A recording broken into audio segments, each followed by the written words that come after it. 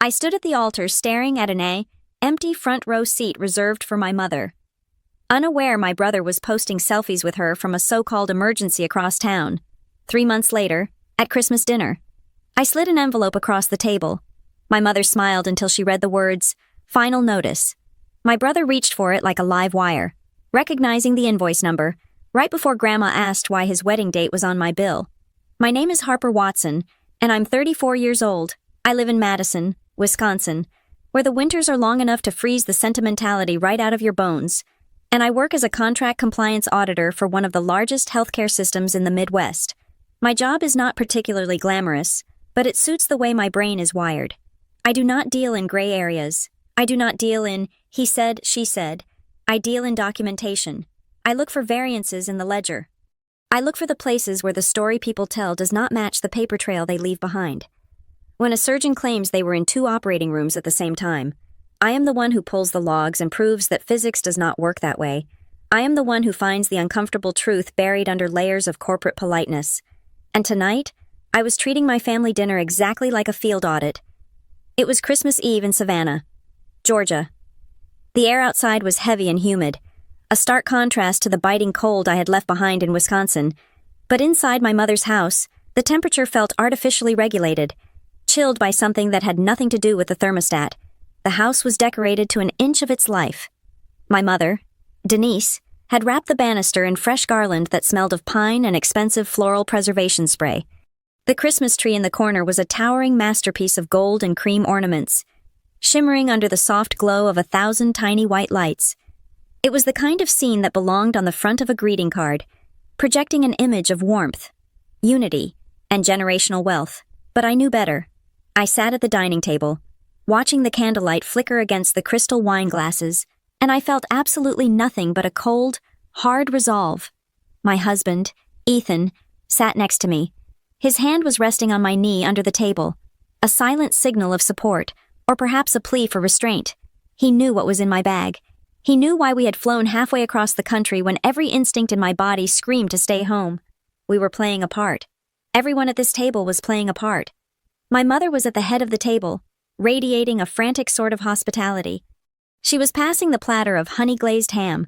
Her smile stretched so tight, I worried her foundation might crack.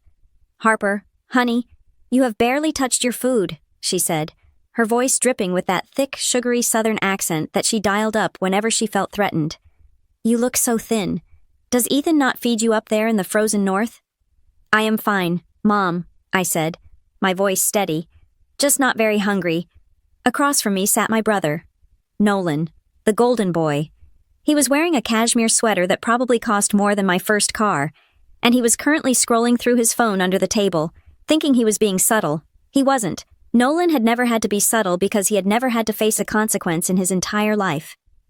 3 months ago, on the day that was supposed to be the most important day of my life, my mother had left an empty chair in the front row of my wedding ceremony to rush to Nolan's side for a family emergency. That emergency, as I later found out through the geotags on his Instagram stories, had taken place at a luxury sports bar where the draft beer list was apparently critical to his survival. Yet here we were, the family unit, intact, allegedly. "So," Nolan said, finally putting his phone down and picking up his fork, "Mom says you guys are thinking about buying a new place in Madison. Interest rates are killer right now. You sure that is smart?" The audacity of him giving financial advice was almost laughable, but I kept my face neutral. "We are managing," I said. "We stick to a budget. We pay our bills on time." The air in the room shifted slightly, a microscopic change in pressure. "Well, that is good," my mother interjected quickly, sensing the edge in my tone. "We are just so glad you made it down. I know things have been busy, but Christmas is for family. It is time to put everything else behind us." That was her favorite phrase, "put it behind us." It was code for, let me get away with whatever I want and never mention it again. "I agree," I said, reaching down to the tote bag I had placed by my feet. "I think it is definitely time we clear the air. In fact, I brought something to help us do that." The clinking of silverware stopped.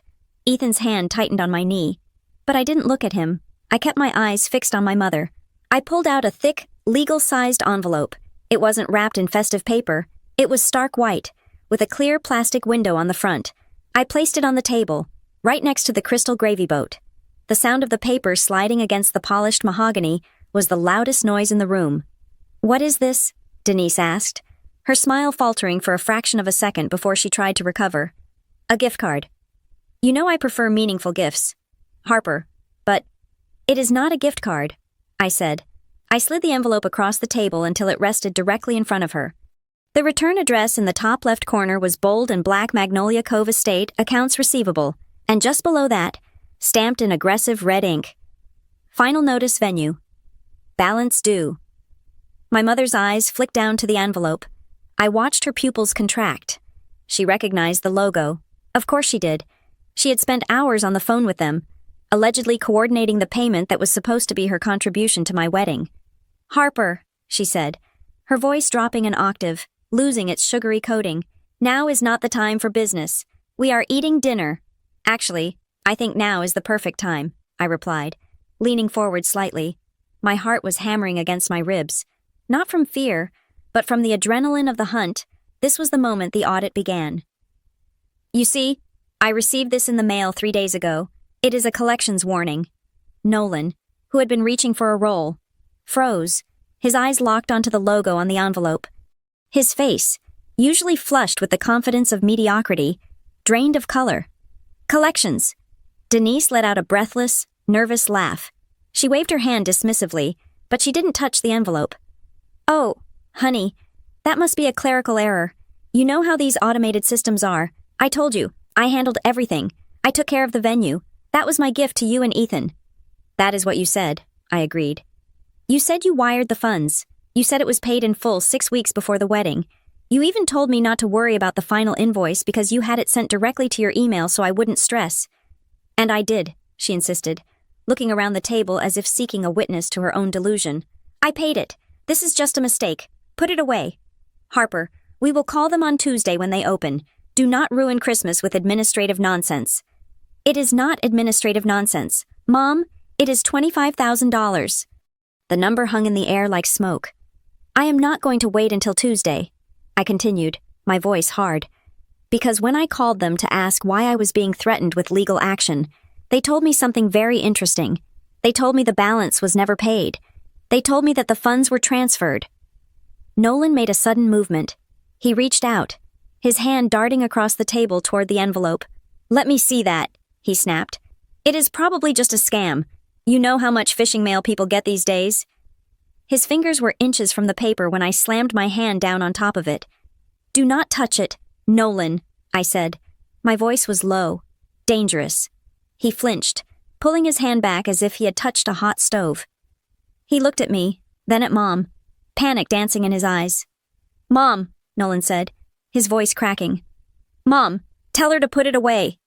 "Harper, please," Denise hissed. The mask was slipping completely now. The charming Southern matriarch was gone, replaced by the desperate woman who had spent her life juggling lies to keep her favorite son on a pedestal. "We can discuss this in private, later, not in front of everyone." "No," I said. "We are discussing it now, because I am the one with a collections agency breathing down my neck. I am the one whose credit score is about to tank because of a contract signed in my name." I picked up the envelope and opened the flap. I didn't need to look at the papers inside. I had memorized every line, every code, every timestamp. I pulled out the summary statement and unfolded it. "You told me you paid for my wedding venue," I said to my mother. "And according to the venue's internal logs, money did come into the account. But then, on September 12th, 2 weeks before my wedding, it was moved." "Moved," Ethan spoke up for the first time. His voice was calm, but I knew him well enough to hear the fury underneath. "Moved where?" "Denise." My mother refused to look at him. She was staring at her plate, her knuckles white as she gripped her fork. I needed to reallocate some liquidity," she stammered. "It is complicated. Business accounts, trust funds. You do not understand how these things work." "Harper, I understand exactly how they work," I cut her off. "I audit billion-dollar ledgers for a living. Mom, I know what a fund transfer looks like, and I know what theft looks like." "It is not theft," she cried out, slamming her hand on the table. The wine glasses rattled. "It is family. I did what I had to do. Nolan had an opportunity, a once-in-a-lifetime investment, and he needed the capital immediately or he was going to lose the chance. I was going to put it back. I just needed a little more time. So you took the money for my wedding venue, I said, clarifying the facts for the record. And you gave it to Nolan. I didn't take it, she insisted. I just borrowed against the deposit. I was going to fix it before anyone noticed. But you didn't fix it, I said. You skipped my wedding because you couldn't face me. You made up an emergency so you wouldn't have to look me in the eye when the venue coordinator asked for the final check. And now, 3 months later, I am holding the bill. Nolan was staring at the tablecloth, refusing to meet my gaze. I didn't know, he mumbled. I thought it was her money. I didn't know it was yours. Stop lying, Nolan, I said. You knew exactly where that money came from, but that is not even the worst part. I smoothed the invoice out on the table, turning it so that the text faced them. I could almost understand the money, I said. I know you have always prioritized him. I have made peace with the fact that I am the backup child. But what I cannot understand, what I cannot wrap my head around is the sheer stupidity of the paper trail you left behind. What are you talking about? Denise whispered. She looked sick. I asked the venue why I was receiving a final notice if the account was in arrears for 3 months, I said. They told me they had been sending notices to the email on file, but it wasn't my email. Someone had accessed the portal and changed the contact information. Someone tried to hide the debt. I looked at my brother. He was sweating now, a fine sheen of perspiration on his upper lip. But here's the thing about corporate accounting systems, I said, leaning back in my chair, allowing the silence to stretch, tight and suffocating. They track everything, every change, every login, and every reallocation of funds. I pointed a manicured finger at the bottom of the invoice, right next to the total balance due. Mom, you said you paid for my wedding. You said you just moved the money temporarily. I looked her dead in the eye. So explain to me, I said, my voice dropping to a whisper that carried more weight than a scream. Why the venue transferred my deposit to a new event contract, and explain to me why. On this invoice for my unpaid balance, the reallocation code is linked to a reservation for next June with Nolan's name on it. The room went deathly silent. It was the kind of silence that rings in your ears. Denise stopped breathing. Nolan stopped moving. That's right, I said. You didn't just steal my money to pay his debts. You used my wedding deposit to book his wedding venue. 3 months before that Christmas dinner, on a humid afternoon in late September, I was standing in the bridal suite of the Magnolia Cove Estate in South Carolina. The venue was breathtaking. Exactly the kind of place you book 18 months in advance.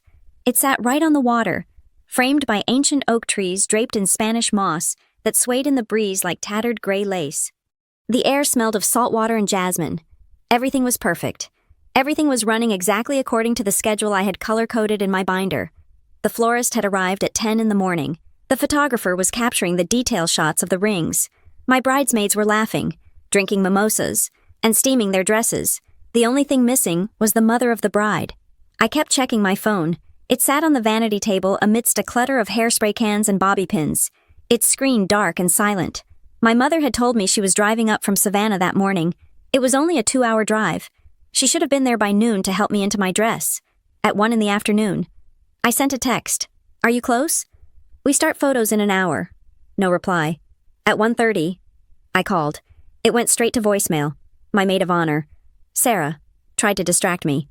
She poured me another glass of champagne and made a joke about southern traffic, but I could see the worry tightening the corners of her eyes. She knew my family history. She knew that my mother's reliability was a variable, not a constant, but this was my wedding day. There are certain social contracts you just do not break, and showing up for your daughter's wedding is at the very top of that list. At 2 o'clock, just as the hairstylist was pinning the final curl into place, my phone buzzed. I snatched it up so fast I nearly knocked over a bottle of perfume. It was a text from Mom. Something came up with Nolan. Emergency. Can't make it. Love you. I stared at the screen. The words blurred and swam before my eyes. Can't make it. Not I am running late. Not I will be there for the reception. Just can't make it. As if she were declining an invitation to a casual brunch or a movie night, rather than the most significant day of my adult life. My hands started to shake. I typed back, my fingers clumsy against the glass. What emergency is he okay, Mom?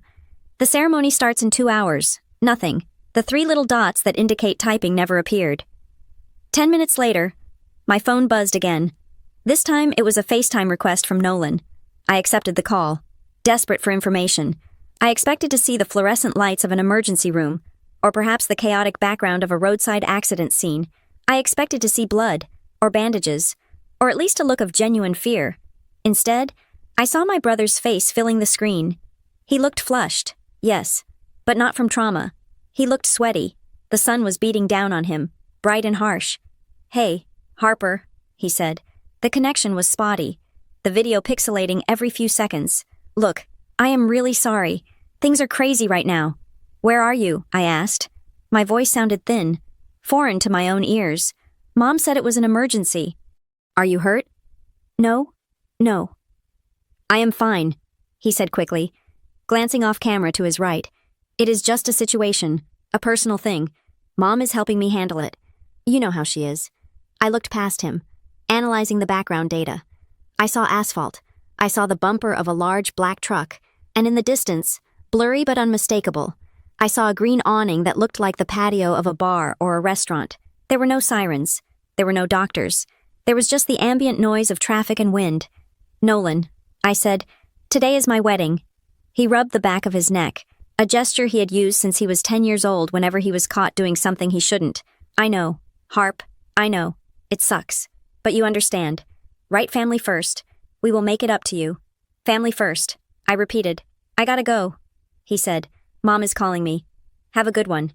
Tell Ethan congrats." The screen went black. "Have a good one." I sat there in my silk robe, the silence of the bridal suite pressing in on me. The laughter from the bridesmaids in the other room felt like it was happening on a different planet. I put the phone down. I looked at my reflection in the mirror. My makeup was flawless, my hair was perfect, and I looked like the loneliest person in the world.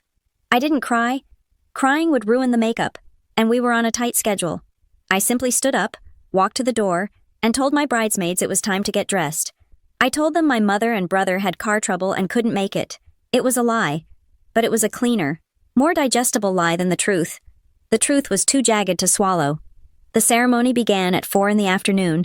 Walking down the aisle is supposed to be a moment of triumph. You are walking toward your future. But as I took those steps, clutching my bouquet of white roses so hard the stems snapped in my grip, all I could see was the empty seat in the front row. It was the first chair on the left. We had placed a small reserved sign on it, written in elegant calligraphy on heavy cardstock. "Mother of the bride."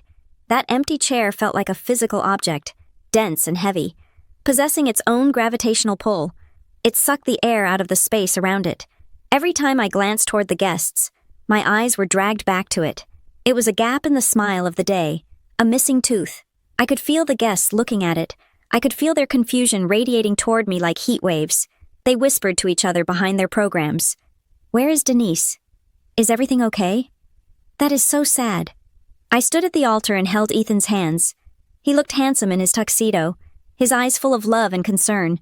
He squeezed my fingers, trying to ground me, trying to keep me present in the moment. I said my vows. I promised to love and cherish him. I promised to be his partner. But inside my head, a single question was looping over and over again, drowning out the officiant's words. Why? Why today? Why? After 34 years of being the good daughter, the responsible one, the one who never asked for money or help, did I not rate high enough to warrant attendance at my own wedding? What kind of emergency allows for a phone call from a sunny parking lot, but prevents a 2-hour drive? I kissed my husband. The guests cheered. We walked back up the aisle, showered in white petals. I smiled until my cheeks ached. I played the part. I was Harper Watson, the radiant bride. I was not Harper Watson, the abandoned daughter. The cracks started to widen during the cocktail hour. We were taking photos near the marsh. The photographer was trying to arrange the family portraits. This was the moment I had dreaded. "Okay, let's get the bride's parents," the photographer chirped, checking her list. "My father passed away," I said, my voice steady. "And my mother couldn't make it." The photographer paused. Her camera lowered. "Oh, I am so sorry. Okay, let's just do the groom's family then." I stepped out of the frame. I stood by myself on the edge of the grass, watching Ethan with his parents and his sisters. They were laughing. His mother was fixing his tie. His father had his arm around Ethan's shoulder. They looked like a unit, solid, unbreakable. I felt a wave of nausea so strong I thought I might faint. It wasn't just sadness, it was humiliation. It was the realization that I was standing alone at my own celebration, an orphan by choice, not by circumstance. Then, the first financial red flag appeared. I was heading toward the reception tent when a woman with a clipboard intercepted me. It was the venue coordinator, a nice woman named Jessica, who had been helpful throughout the process. She looked uncomfortable. "Mrs. Pierce," she said, using my new name. "I am so sorry to bother you right now. I know this is not the time." "What is it?" I asked, my stomach tightening. "It is just a small issue with the final balance," she said, lowering her voice so the guests nearby wouldn't hear. "We never received the final wire transfer. I am sure it is just a banking delay, but my manager is asking for a credit card just to hold on file until the wire clears. Policy, you know." I frowned. "My mother handled that. She told me she sent the wire 2 weeks ago." "I see," Jessica said, looking down at her clipboard. "Well, our accounts receivable team shows the balance is still outstanding, and there was a note about a change in the billing contact. But, look, do not worry about it tonight. If you can just give me a card for the incidentals, we can sort out the rest on Monday." I gave her my card. I didn't think much of it at the time.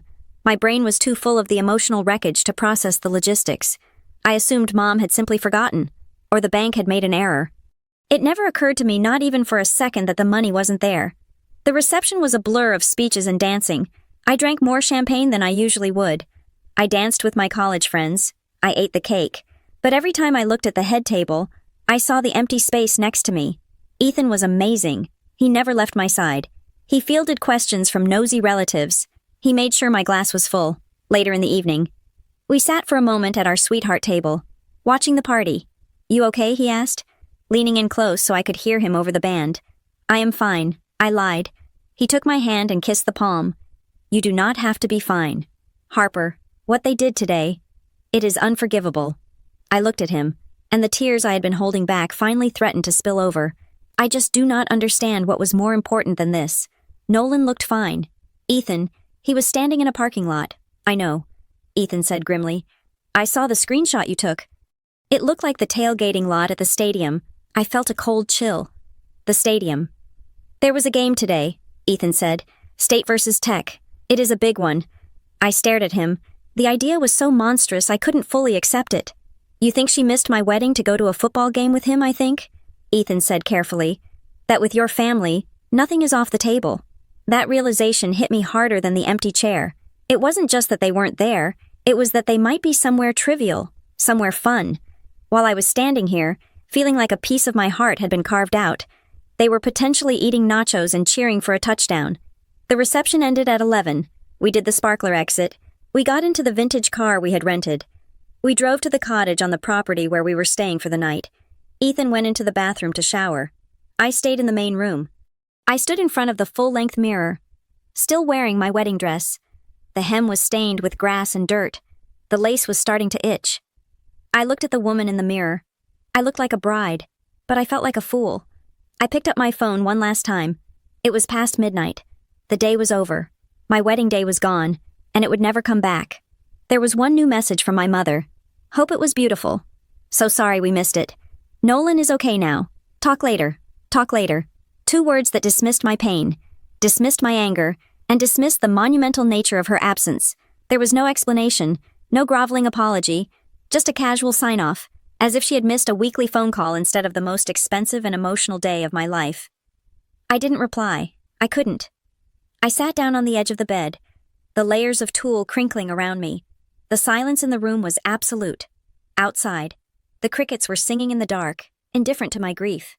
I realized then that the empty seat wasn't just an empty seat. It was a symbol of my new reality. I had walked down the aisle hoping to add a husband to my family, but I had ended up subtracting a mother and a brother. The severance had happened. It wasn't official yet. I didn't have the paperwork or the audits or the proof of fraud that I would find later, but the emotional contract had been voided. They had breached the terms of our relationship. I looked at the phone in my hand, the screen glowing in the dark room. "Talk later," she had said. "Yes," I whispered to the empty room. "We certainly will." I turned off the phone. I stood up and reached for the zipper on the back of my dress. It was time to take it off. It was time to stop being the bride and start being the person who had to clean up the mess. But for that one final moment, standing in the dark, I allowed myself to feel the full weight of the heartbreak. It was heavy, and it was cold. and it felt exactly like the absence of love. We returned to Madison on a Tuesday evening. The honeymoon had been brief. A 4-day escape to a cabin in Door County that was supposed to be romantic, but ended up feeling like a period of convalescence. We spent most of the time staring at the lake, holding hands, and not talking about the gaping hole in our wedding photos. I told myself that once we got back to reality, back to our routine, the stinging humiliation of my mother's absence would fade. I told myself that the silence from Savannah was just them giving us space. I was wrong. The reality that awaited me was not a fresh start. It was an email inbox full of red flags. On Wednesday morning, I sat at my desk with a cup of black coffee, ready to log into my work server and lose myself in the comforting binary world of compliance auditing. But before I could start reviewing hospital supply chain contracts, a notification popped up on my personal email. Subject, urgent balance, outstanding Magnolia Cove estate. My stomach dropped. I clicked the email. It was formatted with a sterile, corporate aggression. The text informed me that the final payment for the venue, which had been due 48 hours prior to the event, was still unpaid.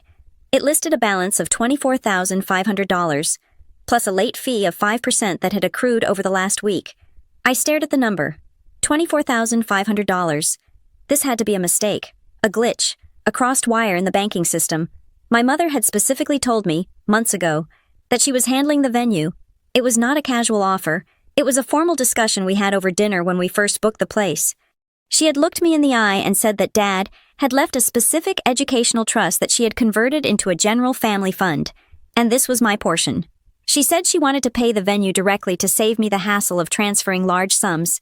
I picked up my phone and dialed her number. My hands were cold. She answered on the third ring. Her voice was bright, airy, and completely devoid of the guilt I expected. "Hey, sweetie, you are back." "How is the cabin, Mom?" I said, skipping the pleasantries.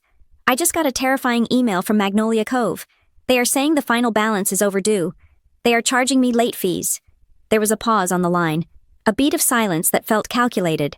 "Oh, that," she said, her tone dropping into a soothing, dismissive register. "Don't you worry about that. Harper, I saw that notification too. I already called them. It is just a processing delay with the bank wire. You know how slow these southern banks can be." They sent me a final notice. "Mom," I pressed, looking at the bold red text on my screen. "They are threatening to send it to collections. A wire transfer takes 24 hours. Max, the wedding was 10 days ago. I told you. I handled it," she said, a slight edge of irritation creeping into her voice. "Why are you so high-strung? You just got back from your honeymoon. You should be basking in the glow, not obsessing over administrative errors. I spoke to a manager there, a nice lady named Jessica, and she said she would flag the account to ignore the automated emails." "Jessica?" I asked. I spoke to Jessica on the wedding day. She asked me for a credit card because the wire hadn't cleared then. "Either." "Exactly," Denise said smoothly. "It is all part of the same mix-up. I am telling you. The money is in transit. Just delete the email. Harper, do not create stress where there is none." She sounded so convincing. If I were anyone else, if I were just a daughter who wanted to believe her mother, I might have let it go. But I am not just a daughter. I am an auditor. And in my line of work, when someone tells you to ignore a red flag, you start digging. "Okay," I said, keeping my voice neutral. "I will wait a few days. Thanks, Mom. That is my girl." She said, "Love you." I hung up, and then I immediately opened a new browser tab. I went to the Magnolia Cove client portal. I had not logged in since the week before the wedding, mostly because I thought everything was settled. I typed in my username and password. The dashboard loaded. The first thing I saw was the giant red banner across the top, "Payment Overdue." I clicked on the Account Settings tab. I wanted to see the communication log. I wanted to see the record of the call my mother claimed to have made. What I found made my blood run cold. Under the Primary Contact Information section, my email address, Harper, Watsong Mail. Com had been removed. In its place was Denise, Watson, Savannah Yahoo. Com. I sat back in my chair, the air in my lungs turning into ice. She hadn't just handled the payment, she had hijacked the account. She had changed the contact email so that I wouldn't see the overdue notices. The only reason I received the email this morning was that the system automatically CC'd the original registrant when an account went into final notice status. If they hadn't been threatening legal action, I never would have known. I scrolled down to the activity log. September 15th. Contact email, updated. September 15th. Billing address, updated. September 20th. Payment method, removed. September 15th. That was 2 weeks before the wedding. That was around the same time she stopped returning my calls about the seating chart. I felt a surge of nausea. This wasn't negligence. This was administration. This was a deliberate effort to hide the status of the account from me. I needed a break. I needed to step away from the numbers for a second before I screamed. I picked up my phone and opened Instagram, a reflex to numb the panic. The first story in my feed was from Nolan. I hadn't spoken to my brother since that 30-second video call from the parking lot. I had been too hurt to reach out, and he, predictably, had been too cowardly to check on me. His story had been posted 20 minutes ago. It was a repost of a memory from 10 days ago, my wedding day. The photo showed Nolan and my mother sitting at a table with white tablecloths. They were holding up glasses of dark red wine. They were smiling. Not the apologetic, stressed smiles of people dealing with a family emergency. They looked triumphant. They looked like they had just won the lottery. The caption was vague. Just 3 emojis, a pen, a handshake, and a house. Big moves. The text overlay read, "Securing the future." I zoomed in on the photo.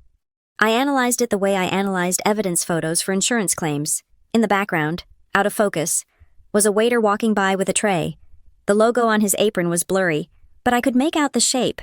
It was a distinctive, stylized anchor. I recognized that anchor. It belonged to the Commodore, a high-end steakhouse in downtown Savannah. It was the kind of place where a ribeye cost $80 and you had to book a table weeks in advance. So, while I was walking down the aisle wondering why my family had abandoned me, they were eating steak and drinking expensive Cabernet 2 hours away. Securing the future.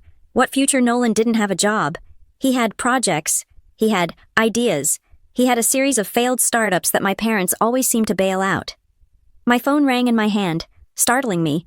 It was a local number I didn't recognize. "Hello, this is Harper." "Hi, Ms. Watson?" a woman's voice said. She sounded brisk and professional. "This is Karen from Low Country Linens. We provided the chair covers and table runners for your event at Magnolia Cove." "Yes. Hi, Karen," I said, trying to switch gears. "Was everything okay with the return?" "The return was fine." Karen said, "I am calling because we received an email request regarding your final invoice. The email came from your account, but the signature was from a Denise Watson. The request was to change the payment method from the credit card on file to a net 30 invoice to be paid by check." I closed my eyes. I did not authorize that. "I had a feeling," Karen said, her voice softening slightly. "The email address was different from the one we have on our contract. And honestly, we do not do net 30 for weddings. We require payment upon delivery. Since the card on file was declined this morning when we tried to run the balance, I had to call you directly." "Declined?" I asked. "Which card?" "It ends in 4022, she said. "That was my mother's card. She had given it to them for the deposit." "Okay," I said, my voice trembling with a rage I was struggling to contain. "Karen, please do not accept any requests from Denise Watson. I will pay the balance right now with my own card. Can you take the number over the phone?" "Absolutely," she said. I gave her my card details. I paid the $400 for the linens. It was a small amount compared to the venue, but the principle of it felt like a sledgehammer to the chest. My mother hadn't just failed to pay the venue. She was actively trying to float the debt on every single contract she could touch. She was trying to shift the payment terms to net 30, a business term meaning payment is due in 30 days, presumably to buy herself time. Time for what? I hung up the phone and looked out the window at the gray Wisconsin sky. The trees were bare, stripped of their leaves by the autumn wind. I felt stripped too. Stripped of the illusion that this was just a messy, disorganized family. This was not a mess. This was a strategy. My mother was gaslighting me. She was telling me the check was in the mail while simultaneously hacking into my vendor accounts to delay billing. She was lying to my face with a smile that I had trusted for 34 years. I felt a tear slide down my cheek, hot and angry. I wiped it away aggressively. "No," I said aloud to the empty room. "No more crying." I was done being the hurt daughter. The hurt daughter was powerless. The hurt daughter waited for apologies that would never come. The hurt daughter believed the lies because the truth was too painful to bear. I needed to stop thinking like a daughter and start thinking like an auditor. In my job, when I suspect fraud, I do not ask the suspect for a confession. I do not ask them why they did it. I build a file. I collect the data. I trace the IP addresses. I match the timestamps. I gather irrefutable proof until the weight of the evidence is so crushing that they have no room to maneuver. I opened a new folder on my desktop. I named it Audit 2024. Then I drafted an email to the accounting department at Magnolia Cove. I didn't write it as a confused bride. I wrote it as a compliance officer, to accounts receivable. Magnolia Cove Estate, from Harper Watson, subject unauthorized account access. Request for audit trail. To whom it may concern, I am writing to formally dispute the account activity regarding the contact information changes on my client portal. I did not authorize the removal of my email address, nor did I authorize any changes to the billing responsibility. Please provide a full log of all login activity for the account associated with my contract, specifically dates between September 1st and today. Furthermore, please provide copies of any and all documents, specifically ACH authorization forms or payment restructure requests that were submitted during this period. This is a matter of potential identity fraud. I hit send. I spent the rest of the afternoon working, or pretending to work. I audited 3 contracts for the hospital, finding a discrepancy in a laundry service agreement that saved the company $12,000. It felt good. It felt controllable. At 4 o'clock, a reply came from Magnolia Cove. Dear Ms. Watson, attached. Please find the requested documentation. Please note that on September 12th, we received a signed ACH payment authorization form allowing us to draft the final balance from a new bank account. However, that draft was returned for insufficient funds yesterday, which triggered the final notice. Attached ACH auth SEP 12. My heart hammered against my ribs. I downloaded the PDF. I opened it. It was a standard form. Authorization for direct payment. The bank account number listed was not mine. It was a savings account I recognized from when I was a teenager, a joint account my mother used for family savings, but that wasn't what made the room spin. I looked at the bottom of the page. There was a signature field, in the box. Scrawled in black digital ink was a signature, Harper Watson. I stared at it. I zoomed in until the pixels blurred. It looked like my signature. It had the same loop on the H, the same sharp slant on the W. It was a good forgery, a very good forgery, but I knew I hadn't signed it. On September 12th, I was in a quarterly review meeting with the hospital board from 8 in the morning until 6 at night. I hadn't signed anything personal that day. My mother hadn't just logged into my account. She hadn't just moved money. She had forged my signature on a legal financial document to authorize a payment from an account that didn't have the money, knowing full well it would bounce, just to buy 2 more weeks of silence before the wedding. She had committed a felony in my name. I sat there, staring at the screen. The sadness was gone completely now. It had evaporated, leaving behind something hard and crystalline. I printed the document. I picked up a red pen. I circled the signature. Then I circled the date. And then, calmly, methodically, I began to print everything else. The email logs, the vendor notes, the screenshot of Nolan's Instagram story. I was going to audit my own family, and I was going to make sure that when I presented my findings, there would be nowhere left for them to hide. I did not sleep that night. Sleep is a luxury for people who have peace of mind, and I had replaced my peace of mind with a singular burning purpose. I had entered what I call the tunnel. It is a state of being I usually reserve for the final week of a fiscal year audit. When the numbers refuse to balance and the clock is ticking, the world outside the tunnel ceases to exist. There is no hunger, no fatigue, no husband sleeping in the next room. There is only the data. I sat at my kitchen island, the blue light of my laptop screen illuminating the granite countertop. I had the forged ACH authorization form open in one window, in another. I had drafted a new email to the legal department of the venue.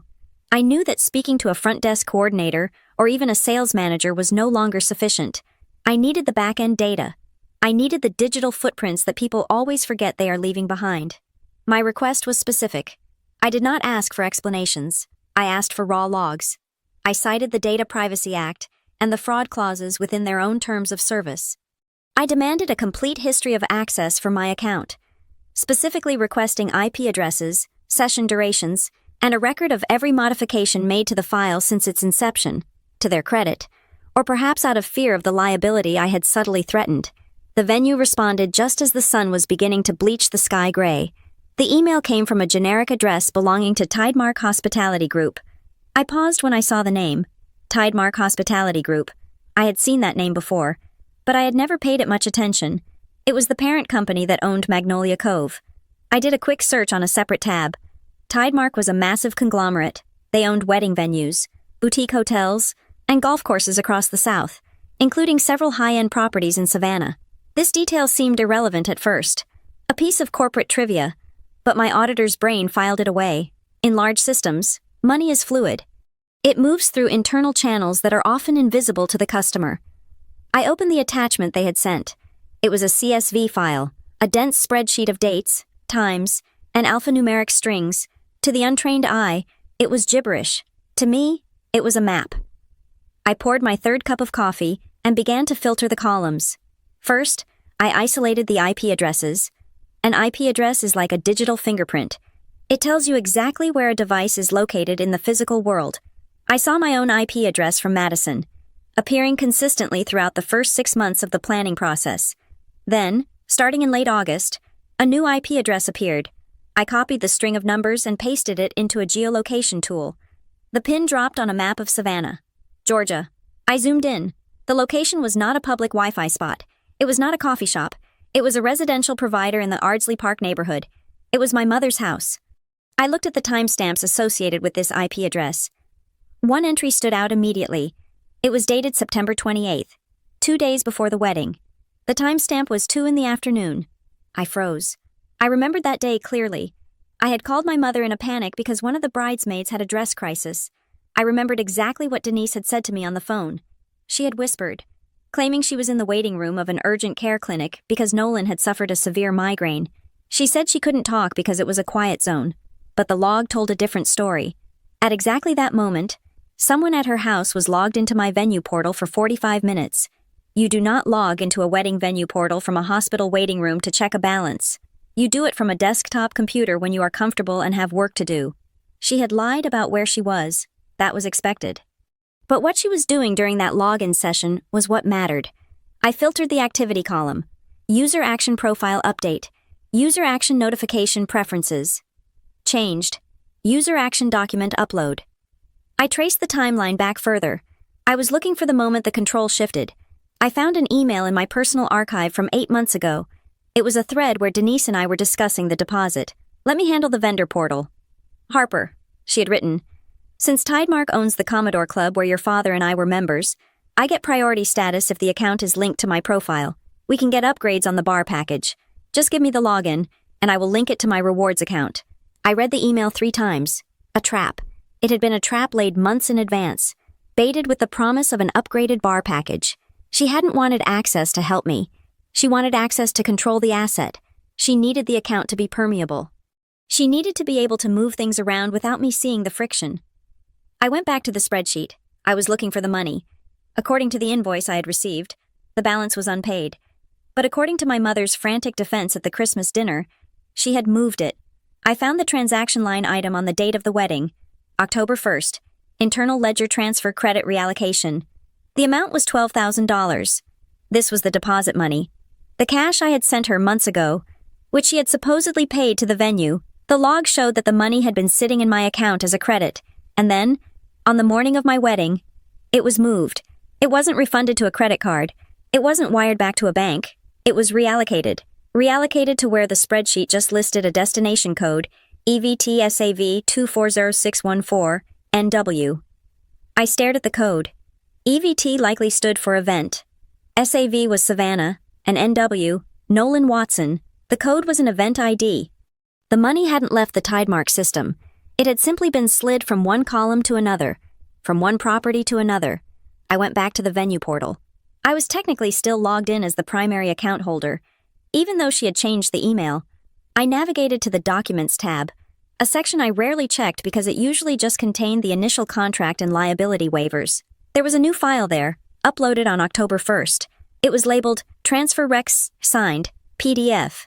My hand hovered over the mouse. I felt a physical sickness in my gut, the kind of nausea that comes when you are about to look at a wound to see how deep it goes. I clicked open.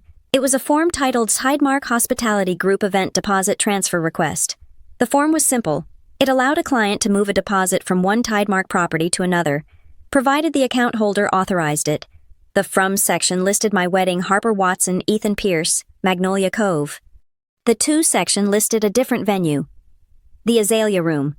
Savannah. The event date, Listed for the new venue was June 14th of the following year.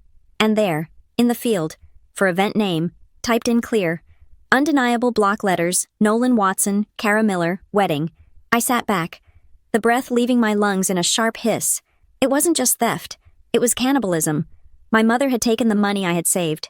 The money she claimed was a gift from my father's legacy, and she had used it to book a wedding venue for my brother. She had done this on the very morning she was supposed to be driving to my wedding. While I was putting on my veil, she was filling out this form. While I was waiting for her text, she was likely on the phone with a sales representative, ensuring that the $12,000 was safely credited to Nolan's account so he wouldn't lose his reservation. I looked at the signature at the bottom of the transfer request. This time, it wasn't my name. It was signed, Denise Watson, authorized proxy. She had used the linked account status she had bragged about the VIP status from my father's old club membership to grant herself proxy power over my contract. She had tricked me into giving her access so she could legally loot my wedding to fund his. I looked at the date again, June 14th. Nolan wasn't even engaged in October, or at least, he hadn't announced it. He had posted that photo of the steak dinner with the caption, "Securing the future." They had celebrated booking his venue with the money they stole from mine.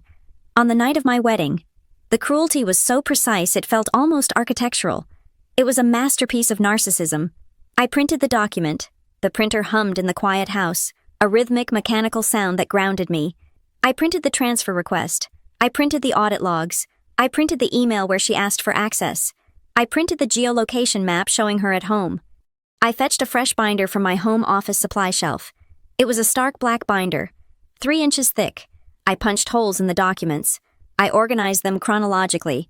I used tab dividers to separate the sections: unauthorized access, forgery, funds reallocation, communication lies.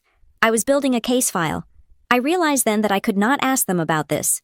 If I called Denise now and screamed that I knew she had transferred the money to Nolan's account, she would spin it. She would say it was a loan. She would say she intended to pay it back before I noticed. She would use tears and guilt and talk about how Nolan was in a bind and family helps family. She would gaslight me until I doubted my own eyes. No, I could not give her the chance to speak. I had to treat this like a hostile audit. In a hostile audit, you do not interview the subject until you have enough evidence to bury them. You do not ask questions that you do not already know the answer to. And you certainly do not let them know you are looking. I made a decision right then. Sitting in the cold morning light of my kitchen, I would go silent. I would not text her. I would not call Nolan. When they reached out, I would be brief, polite, and vague. I would let them think they had gotten away with it. I would let them believe that I was just a confused, overwhelmed bride who was handling the clerical error with the venue. I wanted them comfortable. I wanted them to feel safe, because when people feel safe, they get sloppy. They stop covering their tracks. I closed the binder. The snap of the ring sounded like a gunshot in the empty room. I picked up my phone and saw a text from my mother. Sent late last night while I was deep in the data. Hope you are sleeping better. Sweetie, don't worry about the venue. I am sure it is all sorted. I stared at the message. I didn't feel the urge to throw the phone anymore. I felt cold. I felt powerful. I typed a reply, keeping it perfectly bland. Thanks. Mom, I am working on it. Talk soon. I put the phone down. I looked at the black binder on the counter. It was heavy with the truth. I had the who. I had the how. I had the where. Now, all I had to do was wait for the when. And I knew exactly when to drop this binder on the table. I would wait for the one time of year when the pressure to be a perfect, happy family was so high that they wouldn't dare cause a scene. I would wait for Christmas. I stood up and walked to the window. The sun had fully risen now, casting long shadows across the snow-covered lawn. I felt like a different person than the one who had sat down at the computer the night before. That person had been a victim. This person was a prosecutor. I turned back to the invoice on the screen, the one threatening legal action. I would have to pay it. I would have to drain my own savings. The money Ethan and I were putting aside for a down payment on a house, to cover the debt my mother had created. It would hurt. It would set us back 2 years, but I would pay it, because paying it made me the creditor. And once I paid that bill, the debt was no longer owed to the venue. It was owed to me. And I always collect what is mine. The weeks leading up to Christmas became a study in psychological warfare.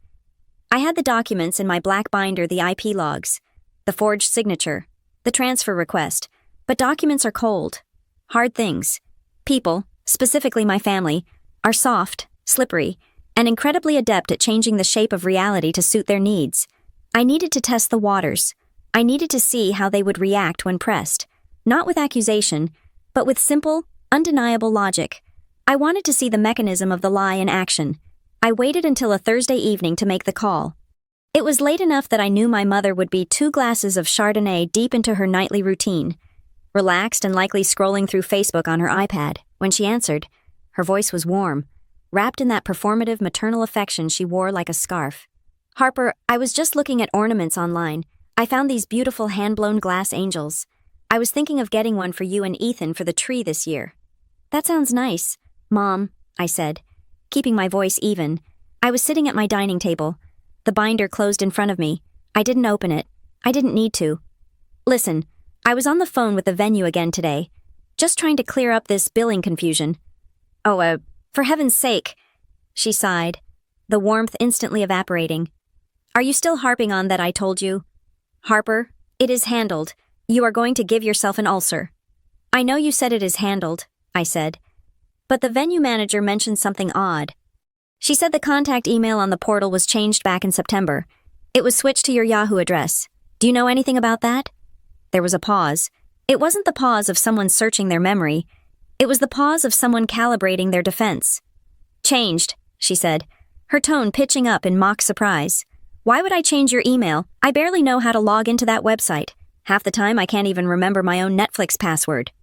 "The log shows it was done from a computer in Savannah," I said, pressing gently. "It happened right around the time you stopped returning my calls about the seating chart." "Well, you are imagining things," she snapped. "Or maybe their system is broken. You know how technology is." "Harper, it glitches. Probably some automatic update. I certainly didn't do it. Why would I want to receive all those spam emails about appetizers and napkins?"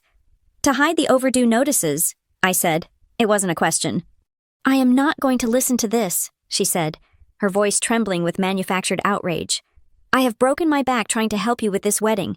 I offered to pay for the venue a huge sum of money, by the way, and instead of a thank you, I get an interrogation. You are being paranoid. It is ugly. Harper, it really is. I am just asking about the email, Mom." "You are accusing me of sabotage," she cried. "I am your mother. I missed the wedding because of a medical emergency with your brother, and you still haven't forgiven me. That is what this is about, isn't it? You are punishing me." "It is not about punishment," I said. "It is about the $25,000 that is missing." "It is not missing," she shouted. "It is in transit. I am hanging up now. I am not going to let you ruin my evening with your neurotic obsession." The line went dead. I lowered the phone. My heart wasn't racing. My hands weren't shaking. I felt a strange sense of validation. "You are imagining things. Technology glitches. You are paranoid." It was the classic gaslighting script. Read word for word. She didn't offer to check. She didn't ask for details. She simply denied reality and attacked my character. 10 minutes later, my phone lit up with a text message. It wasn't from Mom. It was from Nolan. I stared at the screen. The message was a wall of text, a solid block of gray bubbles that took up the entire display. "Mom just called me crying. Are you serious right now? She is stressed out of her mind trying to get everything ready for Christmas. And you are harassing her about some clerical error. You are so selfish. Harper, you always have been. You think the world revolves around your spreadsheets. Mom has done everything for us. She handles all the finances for the family. And yeah, sometimes things get complicated, but she always makes it work. You need to back off. She is only trying to protect the family assets. You are acting like a stranger." "Fix it." I read it twice. Protect the family assets. That was the phrase that stuck. In Nolan's warped worldview, family assets meant Nolan's lifestyle. My wedding venue deposit had become a family asset the moment he needed it, and by protecting it, he meant stealing it from me to secure his own venue. He was flipping the script. In his narrative, I was the aggressor. I was the one causing pain by asking where my money went. He was the noble defender of our fragile mother. I didn't reply. I took a screenshot of the text. I printed it. I added it to the binder under the tab labeled coercion. The pressure didn't stop there. The next day, I received a call from my Aunt Linda. Linda was my mother's older sister, a woman who viewed conflict avoidance as a religious sacrament. She didn't know the truth. Denise would never tell her the truth, but she knew there was tension. Harper, honey, Linda said, her voice dripping with syrup. I was talking to your mom today. She sounds so down. She says you guys are fighting. We are not fighting, Aunt Linda, I said, cradling the phone against my shoulder as I sorted through my mail. I am just trying to get a receipt for the wedding venue. Oh, money, Linda sighed, as if I had mentioned something vulgar like sewage. Money destroys families. Harper, you know that. Is it really worth upsetting your mother over a bill? It is Christmas, the season of forgiveness. It is $25,000, Linda, I said, and I am the one being sued for it. Sued? She let out a nervous laugh. Oh, surely not. Denise said it was just a mix-up. Look, honey, just let it go for now. For the holiday, your mom has sacrificed her whole life for you kids. She is getting older. You do not want to look back and regret fighting over cash when she is gone. Just make peace. Coming home for Christmas will fix everything. Being together is what matters. Being together implies trust, I said. Family is family, Linda recited, the ultimate shutdown phrase. You forgive them because they are your blood. Promise me you will be nice to her. She is really fragile right now. I promised I would be civil. I didn't promise I would be nice. There is a difference. I hung up, feeling the weight of the social web tightening around me. They were all in on it. Even the ones who didn't know the crime. They were the enablers, the peacekeepers who smoothed over the cracks so the house wouldn't fall down. Never realizing that the foundation was rotten. They wanted me to swallow the loss. They wanted me to pay the bill, smile for the photos, and pretend that my mother hadn't committed a felony against me. But I had one more test to run. I waited 2 days. I let the silence stretch. Then, on a Monday morning, I sent a group text to both Denise and Nolan. I kept it cheerful. I kept it light. Hey guys, getting excited for the trip. Listen, before I head down, I really need to close the file on the wedding budget for my own taxes. Mom, can you just snap a photo of the wire transfer receipt or the bank confirmation for the venue payment? Just so I can show the venue and get them off my back. Thanks. I sat and watched the 3 dots dance on the screen. Denise was typing. Then she stopped. Nolan was typing. Then he stopped. 5 minutes passed. The silence was loud. If she had paid it, as she claimed, sending a receipt would take 30 seconds. She could log into her bank app, take a screenshot, and hit send. It was the easiest request in the world. Finally, a message from Denise popped up. I have looked everywhere. Honey, I think I might have misplaced the physical receipt, and I can't get into the online banking right now because the security token is acting up. I will go to the branch after Christmas and get a printout. Let's just deal with it then. I misplaced the receipt. For a $25,000 transaction, I almost laughed. It was such a lazy lie. It was an insult to my intelligence. Then, immediately after, a message from Nolan. Honestly, Harper, that venue is a mess. I have heard they double book people all the time. Their admin office is a disaster. They probably lost the check. You shouldn't trust their records over Mom's. I froze. I have heard they double book people all the time. How would Nolan know that he lived his life in sports bars and on golf courses? He didn't know anything about the wedding industry, unless he had been dealing with them personally, unless he had been in their office, or on the phone with them, negotiating his own contract. He was projecting. He was taking the inside knowledge he had gained from booking his own stolen wedding date and using it to discredit the venue in my eyes. He knew their system was chaotic because he was currently exploiting it. Gotcha, I whispered. I typed back a simple thumbs-up emoji to both of them. Okay, we can sort it out at Christmas. I had confirmed what I needed to know. They weren't just scrambling.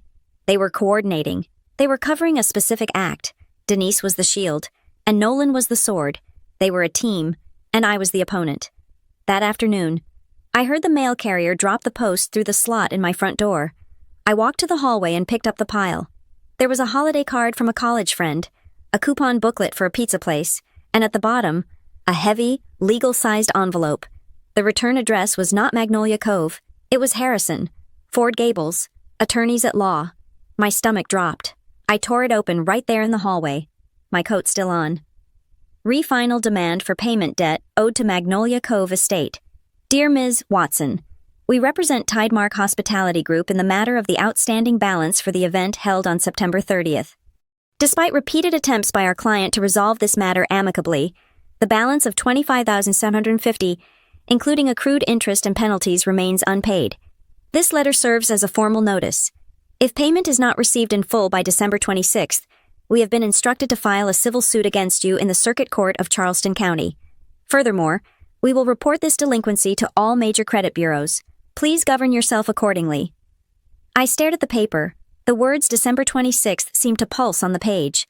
The day after Christmas. They had given me until the day after Christmas. The timing was almost poetic. My family wanted a peaceful, silent Christmas. The lawyers wanted their money the moment the holiday ended. I walked into the kitchen and placed the legal thread on top of my binder. The reality of the situation had shifted from digital to physical. This wasn't just data anymore. This was a lawsuit. This was my credit score, my reputation, my financial future, all on the line. If I didn't pay this, I would be sued. If I did pay it, I would be admitting that the debt was mine. But I had a third option. I looked at the date on the letter again. December 26th. I had exactly 1 week. I picked up my phone and dialed the number for the law firm. I didn't want to fight them. I wanted to use them. "Harrison, Ford Gables," a receptionist answered. "Hi," I said, my voice sharp and professional. The voice of the auditor. "My name is Harper Watson. I am calling regarding a demand letter I just received. Reference number 4492. One moment, please." I waited. The hold music was a bland, orchestral version of Jingle Bells. It was grotesquely cheerful. "This is Mr. Harrison," a deep voice said. "I am the handling attorney. How do you intend to proceed?" "Ms. Watson." "I intend to pay," I said. "But not today. I need you to hold off on filing until the 27th. "The deadline is the 26th, he said firmly. "I know," I said. "But I am traveling to Savannah to meet with the parties who actually authorized the diversion of these funds. I'm going to get you your money." "Mr. Harrison, but I need you to do something for me first." "We are not in the business of doing favors for debtors," he said. "It is not a favor," I said. "It is evidence. I need you to send me a notarized affidavit from the venue confirming that the portal was accessed by an IP address not associated with me, and I need a formal statement that the receipt number my mother is about to give me, which I will forward to you, does not exist in your system." There was a silence on the line. Lawyers are like sharks. They can smell blood, but they can also smell a solid case. "If you are alleging fraud," he said, his tone shifting from aggressive to intrigued, "that changes the liability structure." "I am not alleging it yet," I said. "I am going to prove it. Over Christmas dinner, I just need you to be ready to receive the check when the dust settles." "I can give you until noon on the 27th, he said. "And Ms. Watson, if you do not pay, we will come for everything." "I understand," I said. "But you won't have to come for me. I am going to hand you the real debtor on a silver platter." I hung up. I looked at the final notice letter. I folded it neatly and placed it in my purse. I wasn't just bringing gifts to Savannah this year. I was bringing a subpoena. The gaslighting, the guilt trips, the lies about lost receipts. It all ended now. They wanted a family reunion, fine. I would give them one they would never forget. The week before Christmas is usually reserved for last-minute shopping and wrapping presents. For me, it was reserved for building a trap. I sat in my home office, the door closed, with 3 monitors glowing in front of me. I had arranged a video conference with the director of operations at Tidemark Hospitality. It took 2 days of aggressive emailing and escalating my ticket through 4 levels of customer service to get him on the screen. His name was Mr. Sterling, a man with a polished, corporate demeanor that suggested he was used to dealing with angry brides, but perhaps not angry auditors. "Ms. Watson," he said, adjusting his tie, "I understand you have some concerns regarding the unauthorized access to your portal. Our IT team has looked into it, and while we see the changes you mentioned, we cannot disclose specific user identity details without a subpoena due to our privacy policy." "Mr. Sterling?" I said, my voice calm but laced with steel. "With all due respect, I am the contract holder. The privacy policy protects me. It does not protect a third party who accessed my account using a stolen password to divert funds. I am looking at Clause 14 Section B of your own terms of service. The client is responsible for maintaining account security, but the venue assumes liability for any internal transfers executed without direct written consent from the primary signatory." I paused to let that sink in. "I did not give written consent," I continued. "The signature on the transfer request is forged. If you cannot confirm who requested that transfer, then Tidemark Hospitality is liable for facilitating fraud. I am happy to let my lawyer explain this to your legal team, or you can help me clarify the record right now." Mr. Sterling blinked. He looked down at his notes. The mention of liability always shifts the conversation. We certainly do not want any misunderstandings, he said, his tone noticeably less dismissive. If the signature is indeed contested, we can provide a statement of fact regarding the account activity. We can confirm that the transfer request originated from a device not previously associated with your account history. I need more than that, I said. I need an affidavit stating that the funds deposited for my event were reallocated to event ID EVT-SAV 2400614-NW on October 1st, and I needed to confirm that the request came from the user profile associated with Denise Watson. He hesitated. I can confirm the reallocation and the timestamp. I can confirm the user profile that executed the action. If I send this to you, is it your intention to pursue legal action against the venue? Not if you help me fix it, I said. I intend to pursue the person who committed the fraud. I just need you to provide the map. Very well, he said. I will have our compliance officer draft a statement of account history. You will have it by end of business today. Thank you. Mr. Sterling. I ended the call. Step 1 was complete. I had the venue on record. Step 2 was the bait. I needed Denise to commit to her lie in writing one last time. I needed a document from her that I could prove was false. A verbal lie is easy to deny later. She could claim I misheard her, or that she was confused. A written lie is a nail in the coffin. I opened my email client. I composed a message to my mother. I kept the tone light, almost apologetic. The dutiful daughter trying to solve a boring administrative problem. Subject, quick favor for the venue. Hi, Mom. I know you are busy with Christmas prep, and I'm so excited to see you. I'm just trying to get this annoying venue billing issue off my plate before we fly down. The manager said if I can just show them a proof of payment, they will clear the balance immediately. Could you please forward me the receipt or the bank confirmation for the transfer you made? I need it by 5 p.m. this Friday, so I can email it to them before they close for the holiday. Just a screenshot is fine. Love you. Harper. I hit send. Then I waited. Friday morning came and went. At noon, my phone buzzed with a text from Denise, working on it. The bank website is so slow today. Ugh, technology. I didn't reply. I knew she was scrambling. She was probably trying to figure out how to manufacture a receipt for a transaction that never happened. Or maybe she was looking for an old receipt she could alter. At 4:30 in the afternoon, 30 minutes before my deadline, an email arrived. Subject, FWD, payment confirmation. Here you go. Honey, found it in my spam folder. So weird. Hope this fixes it. See you soon. Attached receipt. Confirmation, JPG. I downloaded the image. I opened it in Photoshop so I could zoom in without losing resolution. It was a photo of a computer screen, a classic tactic to hide digital editing marks. It showed a bank transaction summary. The date was September 15th. The amount was $25,000. The payee was listed as Magnolia Cove Estate. It looked convincing at first glance.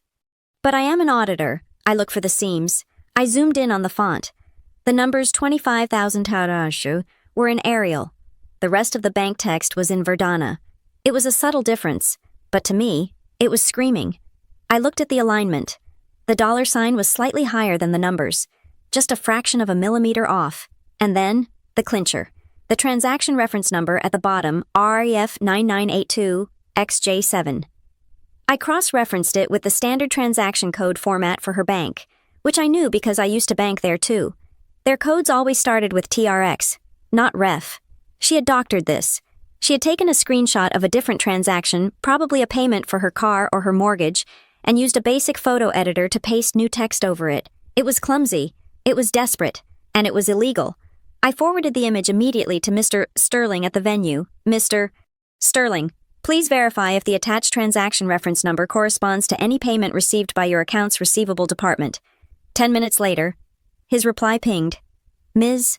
Watson, we have searched our entire database. Reference number REF 9982 does not exist. No payment of that amount was received on September 15th. Furthermore, the format of this receipt does not match the electronic remittance advice we received from that bank. Got you, I whispered. I printed the email from Denise. I printed the fake receipt. I printed Mr. Sterling's confirmation that it was fake. I punched holes in the papers and added them to the binder. The section labeled fraud was getting thick. I was ready. I closed the laptop. I looked around my living room. Ethan was packing our suitcases by the door. He looked up at me, his expression worried. Are you sure you want to do this? he asked. We can just stay home. We can pay the bill, take the loss, and never talk to them again. No, I said. If we do that, they win. They steal my money. They ruin my wedding. And they get to play happy family while we foot the bill. I am not doing that. Ethan, not this time. It is going to be a bloodbath, he said softly. It is going to be an audit, I corrected him. And audits are only messy if you have something to hide. I walked over to the TV in the living room. I pulled out my iPad. I wanted to test the technology one last time. The plan relied on a single, crucial moment of technical integration. At my mother's house, she had a large smart TV in the dining room that she liked to use to play a fireplace loop or a slideshow of family photos during dinner. It was always connected to the Wi-Fi. I connected my iPad to our TV via AirPlay to practice. I opened the file, The Truth, PDF. It appeared instantly on the big screen, the invoice, the logs, the fake receipt, side by side in high definition. It was perfect. I disconnected. I packed the iPad in my carry-on bag, cushioned between two sweaters. I packed the binder in my checked luggage, buried deep under my shoes so no one would see it if they snooped. But I needed backup. Technology can fail. Wi-Fi can go down. Batteries can die. So I went to the printer one last time. I printed 3 full copies of the entire dossier. I stapled them neatly. I put each one in a plain manila envelope. One for me, one for Denise, one for Nolan. I felt a strange sense of calm as we drove to the airport the next morning. It was the calm of the executioner. I wasn't going to Savannah to argue.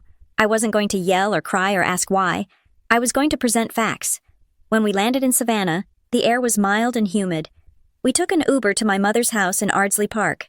As the car pulled up to the curb, I saw the house glowing with lights.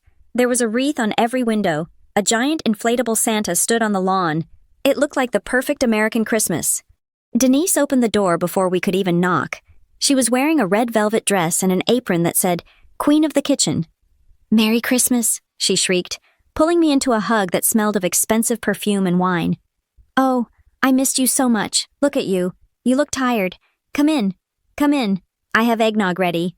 I hugged her back. My arms felt stiff. Hi, Mom. Merry Christmas. Nolan was in the living room, watching football. He stood up, a beer in his hand. Hey, sis. Long time. He looked relaxed. He looked like a man who had gotten away with it. He didn't look like someone who had stolen $25,000 from his sister. Hey, Nolan, I said. I scanned the room. The dining table was already set. The smart TV was on the wall, displaying a looped video of a crackling log fire. Perfect, I thought. So, Denise said, clapping her hands, dinner will be ready in an hour. Why don't you guys settle in? Put your bags in the guest room. Relax. No shop talk tonight. Okay, just family. Sounds great, I said. I carried my bag to the guest room. I unpacked the iPad. I checked the Wi-Fi signal. It was strong. I connected to the network. My phone remembered the password automatically. I tested the connection to the TV from the bedroom. A small code appeared on the screen in the living room for a split second before I canceled it. It worked. I took the 3 manila envelopes out of my suitcase. I sat on the edge of the bed and held them for a moment. This was it. In a few hours, the facade would crack. I walked back out to the kitchen. Denise was stirring gravy. Nolan was laughing at something on the TV. Can I help with anything? I asked. No, Denise said. You are a guest. Just sit. Enjoy. I sat at the island. I watched her. I watched the woman who had raised me. The woman who had taught me to tie my shoes and balance a checkbook. I looked for a sign of guilt, a twitch in her eye, a tremble in her hand. There was nothing. She was humming Silent Night. She truly believed she had fixed it. She believed the fake receipt had satisfied me. She believed that because I hadn't screamed, I had accepted her reality. She had no idea that the receipt she sent me was currently printed on page 12 of the indictment sitting in the other room. You know, I said casually, picking up a cracker. I am really glad we are all here. It feels important. It is, she said, beaming at me. It is the most important thing in the world. Yeah, Nolan chimed in from the couch. It is good to have everyone back. No drama. No drama, I repeated. I took a bite of the cracker. It was dry and tasteless in my mouth. Enjoy it while it lasts. I thought, because in about 3 hours, the only thing on that TV screen is going to be your own handwriting. The house in Ardsley Park was vibrating with a frequency that only I seemed to hear. To an outsider, it was the epitome of a Southern Christmas card come to life. The front porch was wrapped in fresh garland that smelled of sharp pine and cold air. Inside, the fireplace was roaring, though the thermostat was set high enough that the heat felt suffocating rather than cozy. My mother had gone overboard this year. There were more lights, more candles, and more gold ribbon than I had ever seen, as if she were trying to smother the reality of our family under layers of festive debris. I sat on the beige linen sofa, a glass of sparkling water in my hand, observing the ecosystem of the room. I had been in the house for less than 2 hours, but the dynamic was already crystal clear. Denise and Nolan were a unit. They moved with a synchronized energy that I had never seen before. Usually, Nolan was dismissive of her, treating her like a bank teller he could visit whenever he was overdrawn, and usually, Denise was frantic, chasing after him for scraps of affection. But tonight, they were allies. They stood close together by the bar cart. When Denise laughed, she glanced at Nolan to make sure he was laughing too. When Nolan poured a drink, he poured one for her without asking. It was the bond of accomplices. They were two people who shared a secret, a heavy, $25,000 secret, and the weight of it had compressed them into a diamond-hard front. "Harper, honey," Denise called out, breaking away from Nolan to flutter over to me. She was holding a small, silver-wrapped box. "I know we are doing gifts later with everyone, but I just wanted to give you this little thing now, a stocking stuffer." She sat next to me, invading my personal space with a cloud of Chanel No. 5. She pressed the box into my hand. Her fingers were cold. "Open it," she whispered, her eyes wide and pleading. "I saw it and thought of you." I peeled back the silver paper. Inside was a small crystal ornament in the shape of a snowflake. It was tasteful. It was also generic, the kind of thing you buy at a high-end department store when you have forgotten someone's actual interests, but want to spend enough money to look like you care. "It is beautiful, Mom," I said. My voice was calm. I didn't fake a gasp of delight.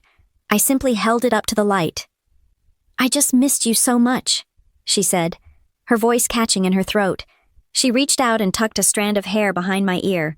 It was a gesture she used to do when I was a child, usually right after she had done something to hurt my feelings.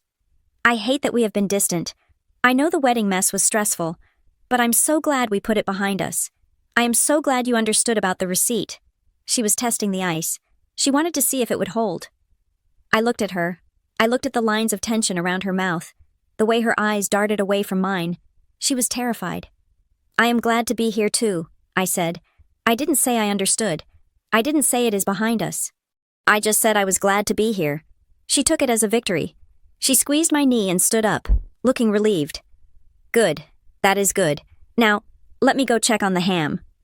As she walked away, Nolan drifted over. He was wearing a velvet blazer that I knew he couldn't afford. He swirled his bourbon, looking down at me with a smirk that sat somewhere between arrogance and pity. "Nice ornament," he said. "It is," I replied. "Mom went all out this year," he said, gesturing with his glass. "She really wanted everything perfect, for the guests." "The guests?" I asked, though I knew exactly who was coming. "Kara and her parents," Nolan said.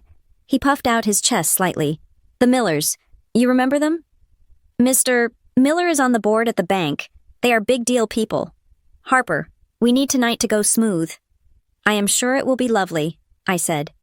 "Yeah, well," he leaned in closer, dropping his voice. "I have got some big news dropping tonight. Big plans. Kara and I are finally locking things down." "Is that so?" I asked. I watched him closely. I looked for the shame. I looked for any sign that he knew his big plans were being funded by the sister sitting in front of him. There was none. There was only the entitlement of a golden child who had never been told no. "We found a venue," he said, watching my face for a reaction.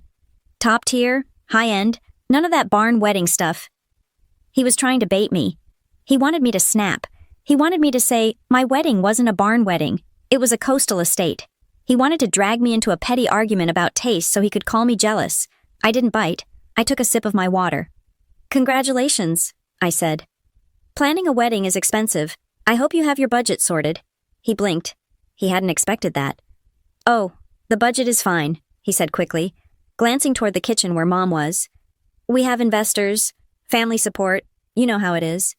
"I do know," I said. "Family support is very important."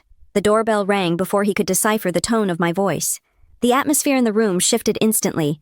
Denise rushed out of the kitchen, wiping her hands on a towel, her face transforming into a mask of aggressive hospitality. Nolan straightened his jacket. Even Ethan, who had been reading a book in the corner, stood up. Sensing the arrival of the audience, Kara Miller walked in first, followed by her parents. Kara was a nice enough girl, pretty in a vacuous, eager way. She was 24, 10 years younger than me, and she looked at Nolan with an adoration that made my stomach turn. Her parents, Bob and Susan Miller, were Savannah royalty old money, stiff posture, and smiles that didn't reach their eyes. Merry Christmas. The greetings erupted, coats were taken, drinks were offered, the room filled with the meaningless chatter of socialites pretending to like each other. I stood by the fireplace, watching. Denise was in her element. She was charming Mr. Miller, laughing at his jokes, while simultaneously guiding Mrs. Miller to the best armchair. She was playing the role of the wealthy, benevolent matriarch perfectly. You would never guess that 3 days ago she was editing a bank screenshot in Microsoft Paint to hide a felony. Kara floated over to me, a glass of champagne in her hand. "Harper," she squealed.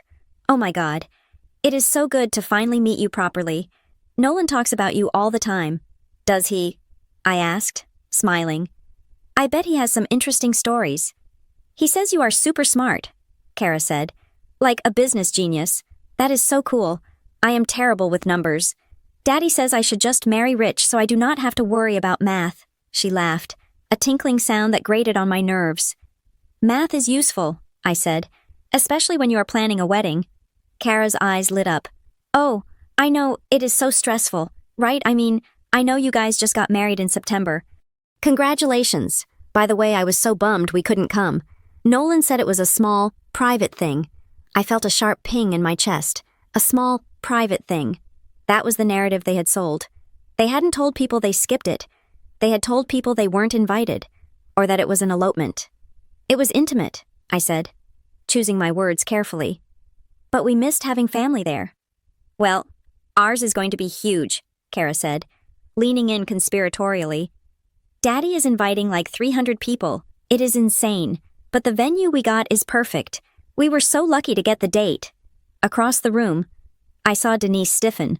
She was pouring wine for Mrs. Miller, but her head snapped toward us. She had heard the word venue.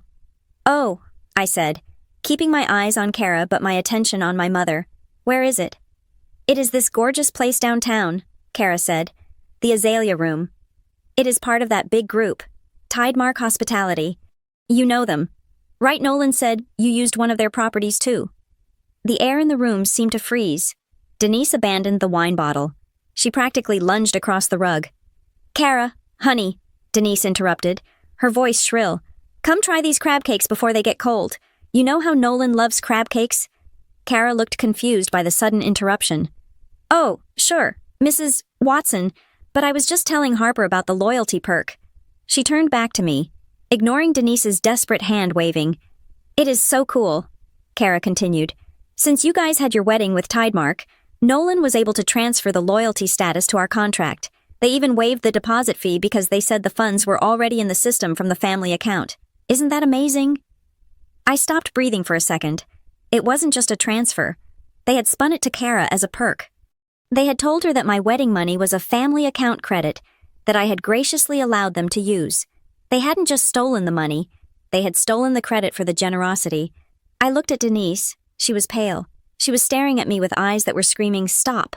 Please stop." I looked at Nolan. He was suddenly very interested in his shoes. "That is amazing," I said slowly. "I didn't know the funds could be transferred like that. Tidemark is very efficient." "They are the best," Kara chirped, oblivious to the fact that she had just handed me the smoking gun. "We are getting married on June 14th. You have to come. Harper, it is going to be stunning." "June 14th, I repeated. "The Azalea Room, Tidemark Hospitality." "Yes," Kara smiled. "I wouldn't miss it for the world," I said. Denise let out a breath that sounded like a deflating tire. She thought the danger had passed. She thought I was being polite. She thought that because I hadn't started screaming right then and there, I was accepting the narrative. She grabbed Kara's arm gently. "Come on, darling. The food." She pulled the girl away, shooting a terrified glance over her shoulder at me. I stayed by the fireplace. Ethan walked over to me. He had heard everything. His jaw was tight. "Did you hear that?" he whispered. "They told her it was a gift. They told her you gave them the credit." "I heard," I said. "Are you going to do it?" he asked. "Are you really going to do it?" I looked around the room. The tree was twinkling. The fire was crackling. My mother was laughing too loudly at something Mr. Miller said. Nolan was topping off his glass, looking smug, thinking he had survived the close call. They were so comfortable. They were so sure that I was the same Harper I had always been, the quiet one, the fixer, the one who absorbed the damage to keep the family whole. They thought the social pressure of having the Millers there would silence me. They thought the Christmas spirit was a shield. They were wrong. I looked at my brother across the room. He caught my eye and raised his glass in a mock toast, a silent signal that said, "Thanks for not blowing my cover." I smiled back at him. It wasn't a nice smile. It was the smile of a hunter who has just realized the trap is perfectly set. The prey is inside, and the latch is already falling. "Ethan," I said softly, picking up my tote bag from the floor. "Go connect the iPad to the TV." "Now," he asked. "No," I said. "Wait until we are all seated. Wait until the toast. I want them to be holding their glasses when the bill comes due." Dinner was a theatrical production, and my mother was determined to win a Tony Award for Best Actress in a Leading Role. The dining room table was set with her finest china, the gold-rimmed plates that only came out when she needed to impress someone of significant social standing. The Millers were seated on either side of the table, acting as the audience for this performance of domestic bliss. The air smelled of rosemary, roasted pork, and the expensive, heavy perfume of desperation. I sat next to Ethan, my hands folded in my lap, under the tablecloth. My fingers brushed against the smooth leather of the iPad case I had hidden beneath my napkin. Across from me, Nolan was pouring wine for Kara's father, laughing a little too loudly at a joke about interest rates. He looked confident. He looked like a man who believed the storm had passed because the sky was currently clear. He did not know that a hurricane does not knock before it enters. We were halfway through the main course when Denise made her move. I had been expecting it. She clinked her fork against her crystal wine glass, the sharp sound cutting through the low murmur of conversation. The room fell silent. "Excuse me, everyone," she said, standing up. She smoothed the front of her red velvet dress and beamed at the table. "I know we usually do gifts by the tree later, but I just wanted to take a moment to acknowledge something special." She turned her gaze toward me. Her eyes were shimmering with unshed tears, a practiced effect. "My beautiful daughter, Harper," she began, her voice trembling with emotion, "and her wonderful husband, Ethan. I know things were a little chaotic around the wedding. Life has a way of throwing curveballs at us, doesn't it?" She laughed softly, inviting the room to join her in minimizing her betrayal. The Millers smiled politely. "But family is about resilience," Denise continued, "and I wanted to give you something tonight, a little token to help you start your new life together. Just a little sorry for the bumps in the road gift." She reached into the pocket of her dress and pulled out a cream-colored envelope. She walked around the table and placed it next to my plate. She leaned down and kissed my cheek. "I love you, sweetie," she whispered, loud enough for everyone to hear. The room waited. The pressure to perform was immense. I was supposed to open it, gasp, tear up, and hug her. I was supposed to complete the scene she had directed. I picked up the envelope. It was light. I slid my finger under the flap and opened it. Inside was a personal check. I looked at the amount, $500. I stared at the number, $500. The venue debt was over $25,000. She had stolen enough to buy a luxury car, and she was trying to buy my silence with the price of a mid-range microwave. It was not just a bribe. It was an insult. It was her way of saying she thought I was cheap. I looked up at her. She was standing by her chair, smiling expectantly, waiting for my gratitude. "Thank you, Mom," I said. My voice was calm, clear, and devoid of warmth. "This is very generous." "Oh, it is nothing." She waved her hand. "Just put it toward something fun for the house." "Actually," I said, "I think we should talk about the house finances, since we are all here." I placed her check on the table. Then, I reached into my tote bag, which was resting by my feet. "You wanted to make things right," I said. "I appreciate that. So, I have something for you too." I pulled out the thick, white envelope with the plastic window. The red stamp on the front, "Final Notice," was visible even in the dim candlelight. I didn't hand it to her gently. I slid it across the polished mahogany table. It spun slightly and stopped directly in front of her plate, right next to the untouched honey-glazed ham. What is this? Denise asked. Her smile faltered, the corners of her mouth twitching. You told me you handled the wedding venue, I said, my voice projecting clearly to the ends of the table. You said you paid it in full. You said it was a gift. I did, she said, her eyes darting to the Millers. I told you. Harper, it is just a mix-up. Why are you doing this now? Because this is not a mix-up, Mom, I said. That is a final demand for payment. The balance is $25,750, and it is due immediately. Nolan, who had been chewing a piece of pork, stopped mid-bite. His eyes locked onto the invoice. He recognized the logo. He recognized the format. He reached out, his hand shaking slightly. Let me see that, he said, his voice tight. He grabbed the envelope before Denise could stop him. He pulled out the invoice. I watched his face drain of color as he read the line items. This is crazy, Nolan muttered, trying to laugh, but the sound came out like a choke. Harper, you are being dramatic. It is just a bill. Mom will write a check on Monday. Will she? I asked, because she told me she already wrote a check in September. She even sent me a receipt for it. Exactly, Denise cried out, seizing the lifeline. I sent you the receipt. You know I paid it. This is just their incompetent system. That is the thing about systems, I said. They leave tracks. I nodded to Ethan.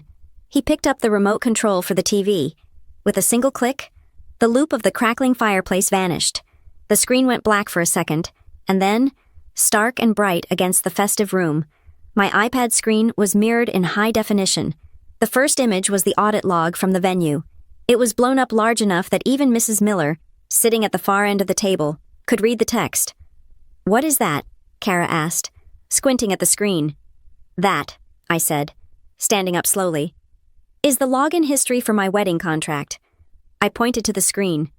On September 15th, I narrated, my tone professional, like I was presenting to a board of directors. The contact email for my account was changed. It was changed from my email to Denise, Watson, Savannah Yahoo, com. Denise gasped. That is a lie, I never did that. The request came from IP address 98.142.111.20. I continued, ignoring her. Which, if anyone cares to check the Wi-Fi router in the hallway, is the IP address of this house. The room was deadly silent. Mr. Miller put his fork down. And here, I said, signaling Ethan to swipe to the next image, is where the money went. The screen changed. It now displayed the event deposit transfer request. On the morning of my wedding, I said, looking directly at Nolan. $12,000 was removed from my account. It wasn't refunded. It was transferred. I walked around the table until I was standing behind Kara. She looked up at me, her eyes wide with confusion and fear. Kara, I said gently, do you see that event ID code at the bottom, the one the money was moved to? She looked at the screen. EVTSAV 240614NW. She read aloud. And do you see the event name listed next to it? I asked. She read it. Her voice was a whisper. Nolan Watson and Kara Miller wedding. She froze. She turned her head slowly to look at Nolan. Nolan, she said. Why is our wedding date on Harper's bill? Nolan looked like he was going to be sick. He opened his mouth, but no sound came out. It is a mistake, Denise shrieked. She stood up, knocking her chair back. It fell with a loud crash against the hardwood floor. Turn that off, Harper. Stop this right now. You are humiliating us. I am not humiliating you, I said. I am auditing you. You told me you paid for my wedding, but you didn't. You took the money I saved, the money Dad left for me, and you used it to book Nolan's venue. You stole my deposit to secure his date. I didn't steal it, Denise yelled, her face blotchy and red. I reallocated it. It was family money. Nolan needed it to hold the Azalea room. We were going to pay it back. When, I asked, because you sent me a fake receipt 3 days ago. Ethan swiped the screen again. The image of the doctored bank transfer appeared, side by side with the email from the venue manager confirming it was fraudulent. You photoshopped a bank statement. Mom, I said. You committed wire fraud and forgery to hide the fact that you robbed me. Mrs. Miller let out a sharp gasp. She covered her mouth with her hand. Mr. Miller was staring at Nolan with a look of absolute disgust. It wasn't like that, Nolan suddenly shouted. He slammed his fist on the table, making the silverware jump. You do not understand. I had to put the deposit down or we were going to lose the date Kara really wanted that venue. Nolan, Kara cried out, pulling away from him. You told me you paid for it with your bonus. You told me you earned that money. I was going to... Nolan stammered, sweat beading on his forehead. He turned to me, his eyes wild with panic and rage. Why are you doing this? You are so selfish. Harper, you have a great job. You have Ethan. You guys are rich. What is 20 grand to you? You are ruining everything over money. It is not about the money, I said, my voice dropping to a terrifyingly low volume. It is about the fact that on the day I was getting married, while I was waiting for you to walk me down the aisle, you were filling out a transfer form to take my deposit for yourself. You skipped my wedding to steal from me. I didn't skip it, Nolan yelled. Mom told me to handle the transfer. She said it was the only way. Shut up, Nolan, Denise hissed. No, you shut up, Nolan screamed back at her. You said she wouldn't notice. You said you would fix it before Christmas. Now look what you did. The mask was gone. The perfect family was gone. In the span of 3 minutes, they had turned on each other like rats in a sinking ship. Mr. Miller stood up. He threw his napkin on the table.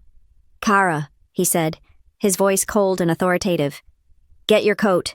Daddy, Kara was crying now, tears streaming down her face, ruining her makeup. Now, Mr. Miller barked. He looked at Nolan. Do not ever contact my daughter again. If you come near our house, I will have you arrested for fraud. Wait, Bob, please, Denise pleaded, reaching out to him. It is just a family misunderstanding. We can explain. There is nothing to explain, Mrs. Miller said, standing up and smoothing her skirt. She looked at Denise with pitying disdain. You people are monsters. The room descended into chaos. Kara was sobbing as her mother ushered her toward the door. Nolan was shouting at Mr. Miller. Denise was crying, clutching the tablecloth. I stood still in the center of the storm. I felt incredibly light. And then, right on cue, my phone buzzed in my hand. I looked down. It was the email I had set a timer for. Or rather, the email the venue had agreed to send at exactly 8 in the evening if the account balance was not 0. Subject notice of legal action account, 99281. I tapped the screen to open it. I read it aloud, my voice cutting through the shouting. This is from the Tidemark Legal Department, I announced. The room went quiet again. Nolan stopped yelling. Denise stopped sobbing. It says, I read, Dear Ms. Watson, we have not received payment for the outstanding balance of $25,750. Please be advised that if the full amount is not remitted by 9 in the morning on Monday, December 29th, we will proceed with filing a civil lawsuit against the contract holder. We will also be filing a formal complaint regarding the unauthorized access and fraudulent transfer of funds associated with this account. I looked up from the phone. I looked at my mother. I looked at my brother. The contract holder is me, I said. But the fraudulent transfer, that is you. I placed the phone on the table next to the invoice.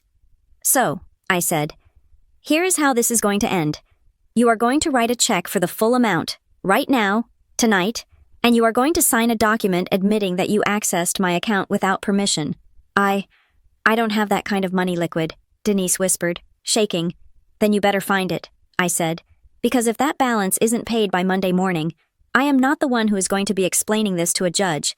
I have the IP logs, I have the forged signature, and I have the witnesses. I gestured to the empty chairs where the Millers had been sitting just seconds ago. The clock is ticking, I said. Merry Christmas. The chaos in the dining room did not explode all at once. It unraveled in a sickening, spiraling motion, like water circling a drain. My mother's dining room, usually a sanctuary of performative perfection, had become a crime scene, and the evidence was glowing on the television screen behind me, while Mr. and Mrs. Miller had marched toward the foyer, determined to remove themselves from the blast radius of our family's implosion. Kara had not followed them immediately. She stood frozen near the archway, her coat half on, her face a mask of smeared mascara and disbelief. She looked at the invoice on the table. She looked at the iPad screen. And then she looked at the man she was planning to marry. Nolan, Kara said. Her voice was shaking, high and thin. Tell me she is lying. Tell me you did not pay for the Azalea room with her money. Nolan looked like a trapped animal. He looked at the door where the Millers were waiting, then at Denise, and finally at me. He was sweating profusely, the moisture beading on his upper lip.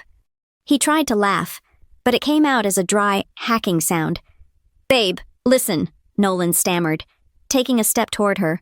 It is complicated. You do not understand how family finances work. It is all one big pot. Really, Mom handles the logistics. I just told her we needed the date, and she said she would move some liquidity around. Liquidity? Kara screamed. The sound was sharp enough to make Denise flinch. She stole $25,000 from your sister. That is not liquidity. Nolan, that is theft. I didn't know, Nolan shouted back, his voice cracking. He spun around to face Denise, pointing a trembling finger at her. You said you handled it. You said it was from the investment dividends. You told me Harper wouldn't even know. Denise gasped, clutching her chest as if she were having a heart attack. It was a move she had used 1,000 times to deflect blame, but tonight, nobody was buying a ticket to the show. I was trying to help you. I was trying to give you the wedding you wanted. By robbing me, I asked. My voice was quiet, but it cut through their shouting like a razor blade. Kara stared at Nolan. The adoration I had seen in her eyes earlier that evening was gone, replaced by a cold, dawning horror. She reached into her purse and pulled out her phone. She didn't look at Nolan. She tapped the screen with aggressive, jerky movements. Daddy, she said into the phone, her voice loud and clear. Daddy, wait, do not bring the car around yet. You need to come back in here. You need to hear this. Kara, no, Denise cried out, lunging forward as if to grab the phone. Do not involve them. We can fix this. It is Christmas.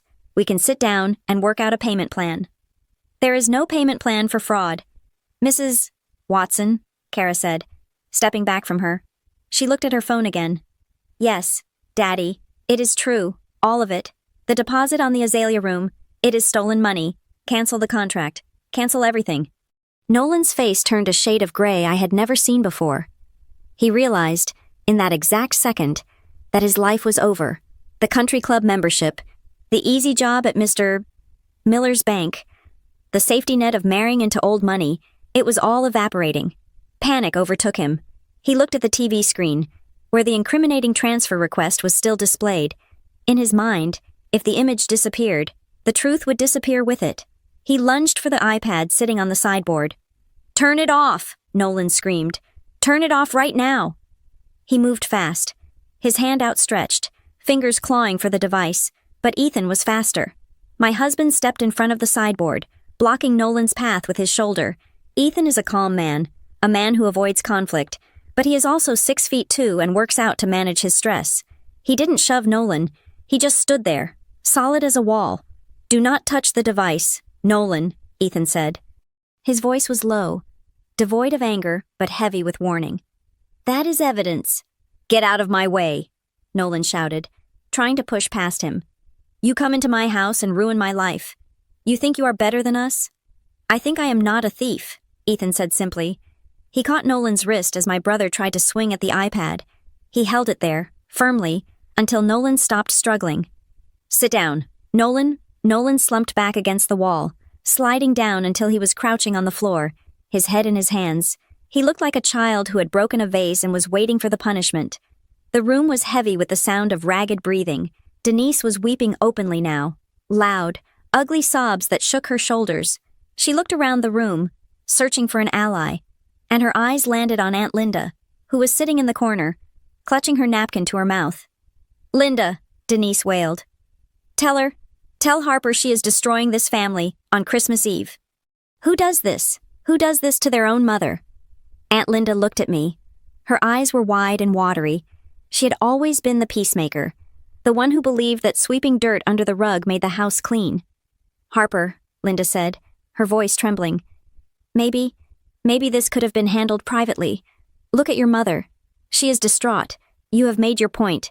Can't we just put the papers away? For tonight? Put them away. I repeated. I felt a surge of cold anger. Linda, did you hear the letter I am being sued? If I do not pay $25,000 by Monday morning, Tidemark Hospitality is taking me to court. My credit will be ruined. My professional reputation will be destroyed. I work in compliance. I audit contracts. If I have a judgment for fraud on my record, I lose my job. Do you understand that? Linda flinched. But surely Denise didn't mean for that to happen.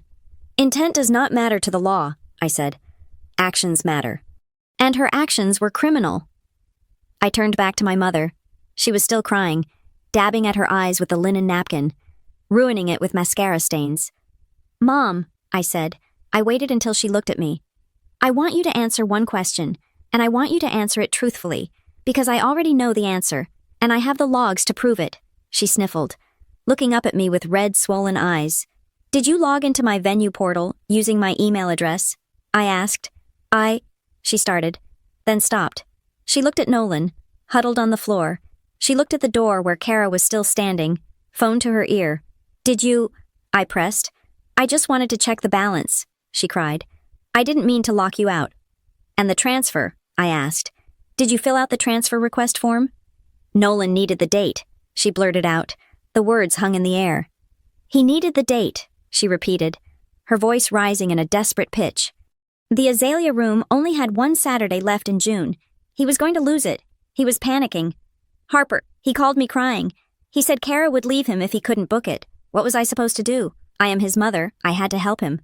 "So you cannibalized my wedding to save his," I said. "I was going to pay it back," she insisted. "I have an investment maturing in February. I was going to put it all back before anyone noticed. I just needed time." "You didn't have time," I said. "My bill was due in September. You let my account go into default. You let them threaten me with legal action. You let me stand at the altar with an empty seat because you were too busy securing his venue to attend mine. I did it for the family," she screamed. "No," I said. "You did it for Nolan." From the doorway, Kara spoke. Her voice was flat. "Daddy says he is calling the police if you do not return the engagement ring. Nolan didn't move. He just stared at the floor." Kara turned to me. "I am sorry. Harper, I didn't know. I swear to God, I didn't know." "I believe you," I said. Kara turned and walked out the front door. We heard the heavy oak door slam shut, and then the sound of a car engine starting in the driveway. The Millers were gone. The silence that followed was suffocating. The holiday music was gone. The fire was dying down. The only sound was the hum of the refrigerator from the kitchen. I walked over to the table and picked up the fake receipt Denise had emailed me. I held it up. "This is over," I said. "I am done playing the good daughter. I am done protecting you." I looked at my watch. It was 9:30 at night. "Here is what is going to happen," I said. My voice was steady, the voice of the professional auditor delivering the final report. "Tomorrow morning, at 9 o'clock, I am going to the police station to file a report for identity theft. Then, I am faxing a copy of that report, along with these logs and your confession, to the legal department at Tidemark Hospitality." "You can't," Denise gasped. "Harper, you can't send me to jail. I am your mother." "I am not sending you to jail," I said. "You sent yourself to jail when you forged my signature, but honestly, Tidemark probably won't press criminal charges if they get their money. They just want the debt settled." "I don't have it," Denise wailed. "I don't have $25,000 liquid. The markets are down." "Then you better find it," I said. "Sell the car. Sell the jewelry. Take a second mortgage on this house. I don't care. But if that invoice isn't paid by Monday, I am handing over the evidence. I will not let my credit score die to protect your secrets." "You are heartless," Nolan muttered from the floor. "You are cold as ice." "I am practical," I said. "And right now, being practical is the only thing that is going to keep me from being sued for your wedding." I signaled to Ethan. He disconnected the iPad. The TV screen went black, plunging the room into shadow. "We are leaving," I said. "We are going to a hotel. I can't sleep under this roof." "Harper, please," Denise whispered. She stood up, her hands trembling. She looked small now. The grand matriarch facade had crumbled, leaving behind a terrified, aging woman who had gambled everything on the wrong child. "Do not go. We can fix this. We can find a way." "There is no we anymore. Mom," I said. "There is just me, and there is you." I picked up my bag. Ethan took my hand. We turned to walk toward the door. "It wasn't your money anyway," Denise said.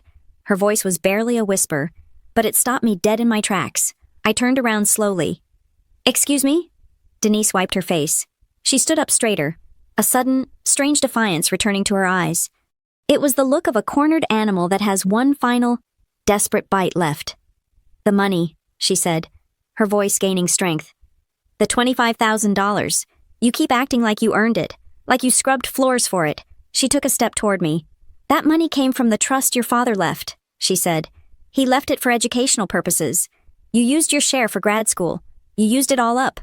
Harper, the money that was in that account, the money I promised you for the venue, that was the remainder of the family fund? She paused, a cruel smile touching her lips. It was technically Nolan's share, she said. He never finished college. He never used his portion. So when I moved it, I was just putting it back where it belonged. I was just redistributing it, to be fair. I stared at her. The audacity was breathtaking. She was rewriting history in real time. She was trying to tell me that the money she had explicitly gifted me, the money she had called a wedding present for months, was actually Nolan's birthright all along. You told me, I said, my voice shaking with a new kind of rage, that Dad left a specific account for my wedding. You showed me the statement. I lied, she said simply. I wanted you to feel special. But deep down, that money was Nolan's. And he needed it, so I took it back. I didn't steal from you. Harper, I just corrected an accounting error. She crossed her arms. So go ahead, she said. Call the police. Tell them I moved my own son's trust fund to pay for his wedding. See how far that gets you. I looked at her. I looked at the woman who had birthed me, and I realized that she didn't just love Nolan more. She despised me for succeeding without her help. She hated that I didn't need her money, so she had to invent a narrative where I was stealing his. I didn't scream. I didn't argue. I simply reached into my bag and pulled out the one document I hadn't shown them yet. I thought you might say that, I said. I held the document in my hand. It was a single sheet of paper, yellowed slightly at the edges, encased in a protective plastic sleeve. It was not a printout from a bank. It was a photocopy of the distribution schedule from my father's estate, dated 5 years ago. You really want to play the history game? Mom, I asked. My voice was low, vibrating with a calm that terrified me even as I felt it. You want to talk about Dad's intentions? Denise stared at the paper. Her defiance flickered, replaced by the instinctual fear of a liar who knows the truth has just entered the room. Put that away, she hissed. This is private family business. It is, I agreed. And that is why I read it. Every line. Dad was a meticulous man. He didn't just leave a pot of money for you to dip into whenever Nolan wanted a new toy. He created specific subledgers. I placed the document on the table, right on top of the fake receipt she had forged. Clause 4, Section B. I recited from memory, tapping the paragraph with my index finger. Funds allocated to Harper Watson are to be held in trust for education, home purchase, or wedding expenses. Any remaining funds are to be distributed to her directly upon her 30th birthday. I looked at Nolan, who was still slumped on the floor, and then back at my mother. Nolan had his own education fund, I said. He spent it on 3 different semesters at 3 different colleges he dropped out of. He spent his startup capital on that failed crypto venture. Dad knew this would happen. That is why he separated our accounts. He explicitly forbade commingling the assets. Denise's face went ash gray. The narrative she had constructed that she was just a benevolent mother redistributing wealth for fairness had just been dismantled by the ghost of her dead husband. You didn't reallocate family money, I said. You embezzled from a restricted trust, and since you are the trustee, that is not just a civil dispute. That is a breach of fiduciary duty. That is a crime. The room was silent. The only sound was the wind rattling the window panes, a cold draft seeping into the warmth of the Christmas illusion. So, I continued, here is the new reality. I am not just asking for the $25,000 anymore.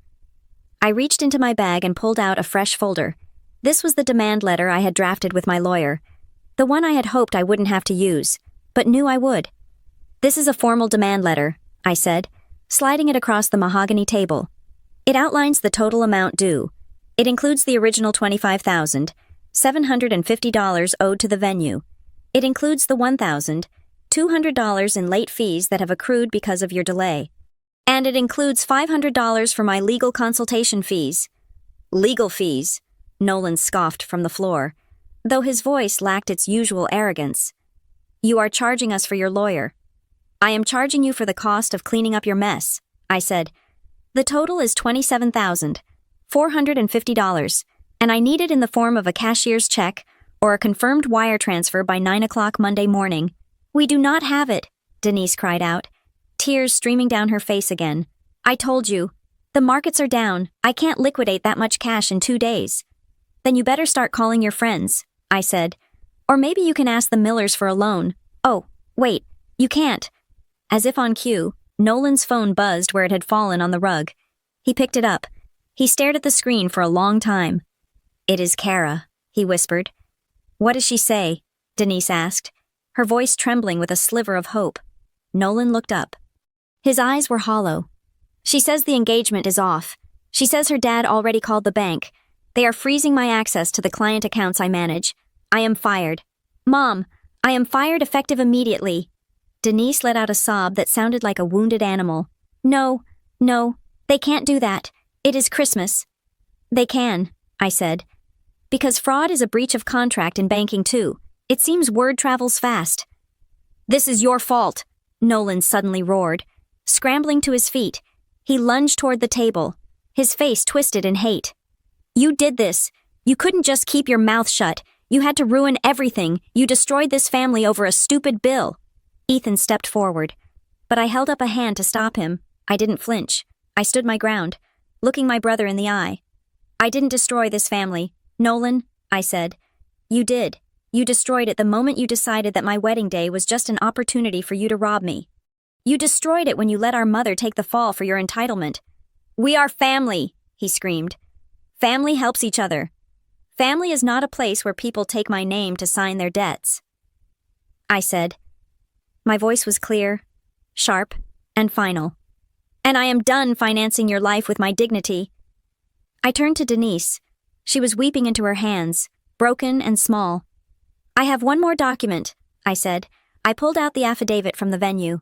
It was a simple one-page statement. It confirmed that the user Denise Watson had accessed the account and requested the transfer. "I spoke to the legal department at Tidemark Hospitality this morning." I lied. It was a partial lie. I had spoken to them yesterday, but the timing made it more effective. "They are invoking the fraud indemnification clause in the contract. That means that because the access was unauthorized, the liability shifts from the contract holder me to the individual who committed the unauthorized access you." I placed the paper in front of her. Next to it, I placed a pen. "If you sign this," I said, "you are admitting that you made the transfer without my permission. Once you sign it, I will send it to the venue. They will transfer the debt officially to your name. They will stop coming after me. They will come after you." "And if I don't sign it," she whispered, "then I pay the bill myself," I said. "And then I sue you for every penny, plus damages, plus pain and suffering, and I will file a police report for identity theft. And unlike a private debt collection, a criminal record is public. All your friends at the club will know. The Millers will know for sure. You will be a pariah in this town." Denise looked at the pen. She looked at the opulent dining room she had curated so carefully to impress people who now despised her. She realized she had no moves left. The game was over. "If I sign," she said, her voice shaking, Will you still come for Easter?" I looked at her, even now, at the bitter end. She was trying to negotiate the appearance of a relationship. "Sign the paper." "Mom," I said. She picked up the pen. Her hand was trembling so badly she could barely hold it. She signed her name, Denise Watson. "And the check," I said. "I know you have a liquidity line of credit on the house. You bragged about it last Thanksgiving. Write the check." She stood up slowly. Like an old woman, she walked to the sideboard where her purse was. She pulled out her checkbook. She wrote the check for $27,450. She handed it to me. She didn't look me in the eye. "Take it," she whispered, "and go." I took the check. I took the signed affidavit. I took my iPad. "I will be confirming this with the bank on Monday morning," I said. "If it bounces, the police report gets filed by noon." I walked over to the TV and unplugged my cable. The screen went dark, erasing the evidence of their betrayal, but the stain of it would remain in this room forever. "Come on, Ethan," I said. We walked to the front door. We put on our coats in silence. The house was quiet now. No music, no laughter, just the sound of a family that had finally broken under the weight of its own lies. I opened the front door. The cool night air hit my face, crisp and clean. I walked out onto the porch. The inflatable Santa on the lawn was swaying gently in the breeze. The street was lined with cars, neighbors having their own parties, living their own lives. I stood there for a moment, clutching the folder to my chest. I felt a strange sensation. It wasn't joy. It wasn't triumph. It was just relief. The heavy, suffocating blanket of obligation had been lifted. Ethan stepped up beside me. He put his arm around my shoulders and pulled me close. "You did it," he said softly. You won. I looked back at the house. Through the window, I could see my mother sitting alone at the head of the long, empty table, surrounded by the wreckage of her perfect Christmas. Nolan was gone, likely retreated to his room to wallow in his collapsed future. No, I said, shaking my head. I didn't win anything, Ethan. I just stopped letting them win by using my name. I turned away from the house. I walked down the steps, my boots clicking on the pavement. I didn't look back. I had closed the audit. The account was settled. And for the first time in my life, my ledger was clean. Thank you so much for listening to this story. It was a long journey for Harper, but she finally got the justice she deserved. I would love to know where you are tuning in from today. Are you listening from your kitchen, your car, or maybe winding down in bed? Let me know in the comments below so we can share this moment together. If you enjoyed Harper's story, please subscribe to the Lyra Revenge Stories channel. Hit that like button and smash the hype button to help this video reach more people who need to see that standing up for yourself is always worth it. See you in the next story.